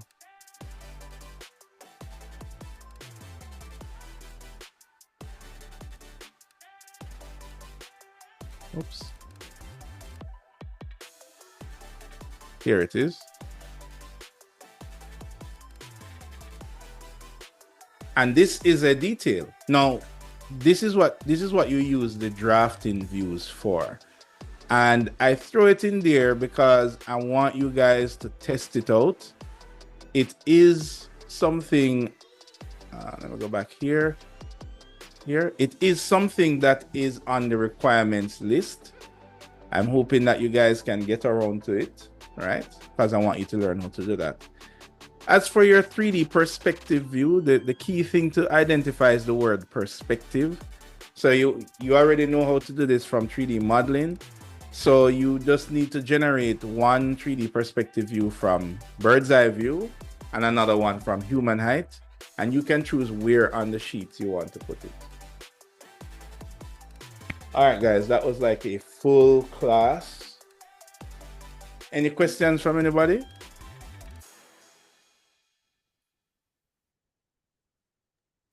Sir, by when you want all of this again? Remember, you already have all of this. You already have a BIM model. All you're doing here is generating different views. So I don't want you to make it look like you're drawing 13 different things. No, you already have one thing and you are generating 13 different views. So I don't like how you place it like, why when you want all of these millions of things? Oh, I mean like for submissions. I know, I'm just troubling you. So guys, Saturday is the day, right? That's this Saturday, right? Is when I want you guys to hand this in to me. This is going to be a PDF. So what you would have is something looking like what you're seeing here, right? Here is a list of different views. And when you go into each one of these, it's the same BIM model, but it's just different views that I have generated. All right. So the key thing is that you need to complete the BIM model. And then you're going to basically put the different views on sheets. So you would end up with something like this, and you don't have to have 13. As I said, it's not about having 13 views. You're going to end up with about 6 views because certain plans, you're going to group them together. So maybe you put the 3D view with the 3D set, like it's totally up to you how you want to group them together. Now, once you have everything listed like this, you're going to print it as a PDF. And to do that, so for example, if I wanted to print all of these views, all of these sheets, I would select all of them and I would go to File,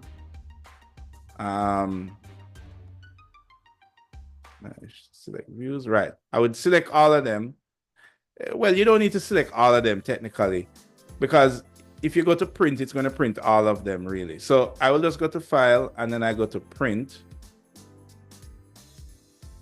All right, this is just telling me my printer. In this case, I'm going to be using a PDF printer. So I'm going to be using, some also have Adobe. I'm going to use Qt PDF. In this print dialog, you're going to go down to tell what you want to print. Do you want to print the selected views? So right now I've selected the entire set. Notice I've selected up here. So let me close this. If I wanted to just do sheet 1 and sheet 5, I would go back up to File and Print. And notice that it will just based on what I have selected. Now, if I say go to select, it's going to show me a list. Here we go.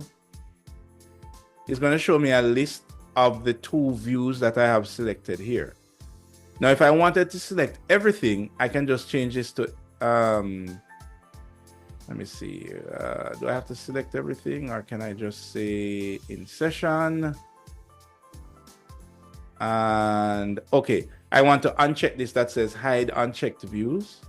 So now it's going to show me all the different sheets I have, every single view, including my image views. And in this case, these are the sheets. So let's say I want to print all of these sheets. I'm going to just check all of them. So this is another way I can do it. Or I could have just selected it and then went to print, whichever one. Then when I do this, I can save this as a set. So that way, every time I go to print, I can just print the set. So I can call this set all sheet and choose OK. So now once I go to all sheets, it will always select the sets that the sheets that I have here. Oh, let me do that again. Check it there. Right, there we go. So now I'm going to choose select. Do you want to save these settings for use in a future session? I'm going to say yes. All right, so that way, as I said, anytime I go back to choose all sheets, all of these will be selected already for me. So now, before I print, this is the tricky part, guys. I want you to pay attention here, because this is going to affect you when you want to print your drawings to go on to, maybe you want to pin it up directly. I need to go into my settings here and I need to choose my size. If I choose letter here, then obviously I have my drawing set up for 11 by 17, but if I choose letter, it's going to squeeze it down to letter. So what I want to do is to choose tabloid, so that's 11 by 17, and I want to center the drawing. I want to fit the page. I want to print landscape, and I think everything else I can leave it as default and choose OK. Yes, I want to save the settings. And then here is an important option. Do I want to combine this into a single PDF file, or do I want to print everything as individual PDFs? So I want to combine it into a single PDF file. I'm going to choose where I want to save it. So I'm going to save it on the desktop. And then I'm going to choose OK. Now, once I do that, Revit is going to print out all of these sheets for me. All right, so that is how you print out a set. Now, in architecture, a lot of times we will print and then maybe put it in Photoshop or Illustrator afterwards. So in that case, you won't necessarily be printing like a sheet title. You would just end up printing your individual views, right? Now, if I wanted to do that because I wanted to combine stuff in Illustrator or Photoshop, what I would do is I would go back to print, and I would go back here to select the different sizes. And this time, I wanna create a new set. So I'm gonna say for Photoshop. And let's say for Photoshop, I don't want to print the sheets because I don't need the sheet title. But maybe I want to print the roof plan by itself or the site plan by itself. Then let's say I want to print those. Then I choose select. And yes, I want to save it. And then in this case, let's leave it on tabloid. Make sure that it is on fit to page. And I'm going to choose OK. And maybe in this case, I want to save it as 2 separate drawings, right? Because I don't want to combine them in one PDF because I want to place them in Photoshop. So I will choose that. And then I'm going to say OK. So it's going to print this as 2 separate sheets for me on my desktop. All right, now if I go to my desktop now, I have a bunch of stuff on my desktop, but let's see. Oh wait, I'm using Qt PDF. So Qt PDF, I have to say where do I want Qt PDF to place the files. So I'm going to say desktop and say OK. All right, and here is the other one, the individual ones. I'm going to say save. I should get one more again. And this was for the other independent one. I'm going to say save. All right. So now, here are my PDFs. So I have one of them where it's just the site plan by itself. So this is where if I wanted to put this in Photoshop or another program, I would just print out this one sheet. And if I was printing the set, like what you're going to do to hand in this assignment, this would have all the different sheets printed out for me. I think I'm missing this font. That's why it looks so weird. So I need to change the font for this here. All right, guys. So I have loaded you up with what you need to deliver your project. All right, guys. As usual, I will have this massive recording available for you guys after today. Now, all you have to do is go ahead, finish the model, and put your sheets together so you can hand that in to me on Saturday. To hand it in, you're going to click this submit button right here. Next week, we will deal with collaboration. So we will start on the collaboration assignment next week. And as I said, this one is going to be way easier because it's about just learning how to collaborate together using the network.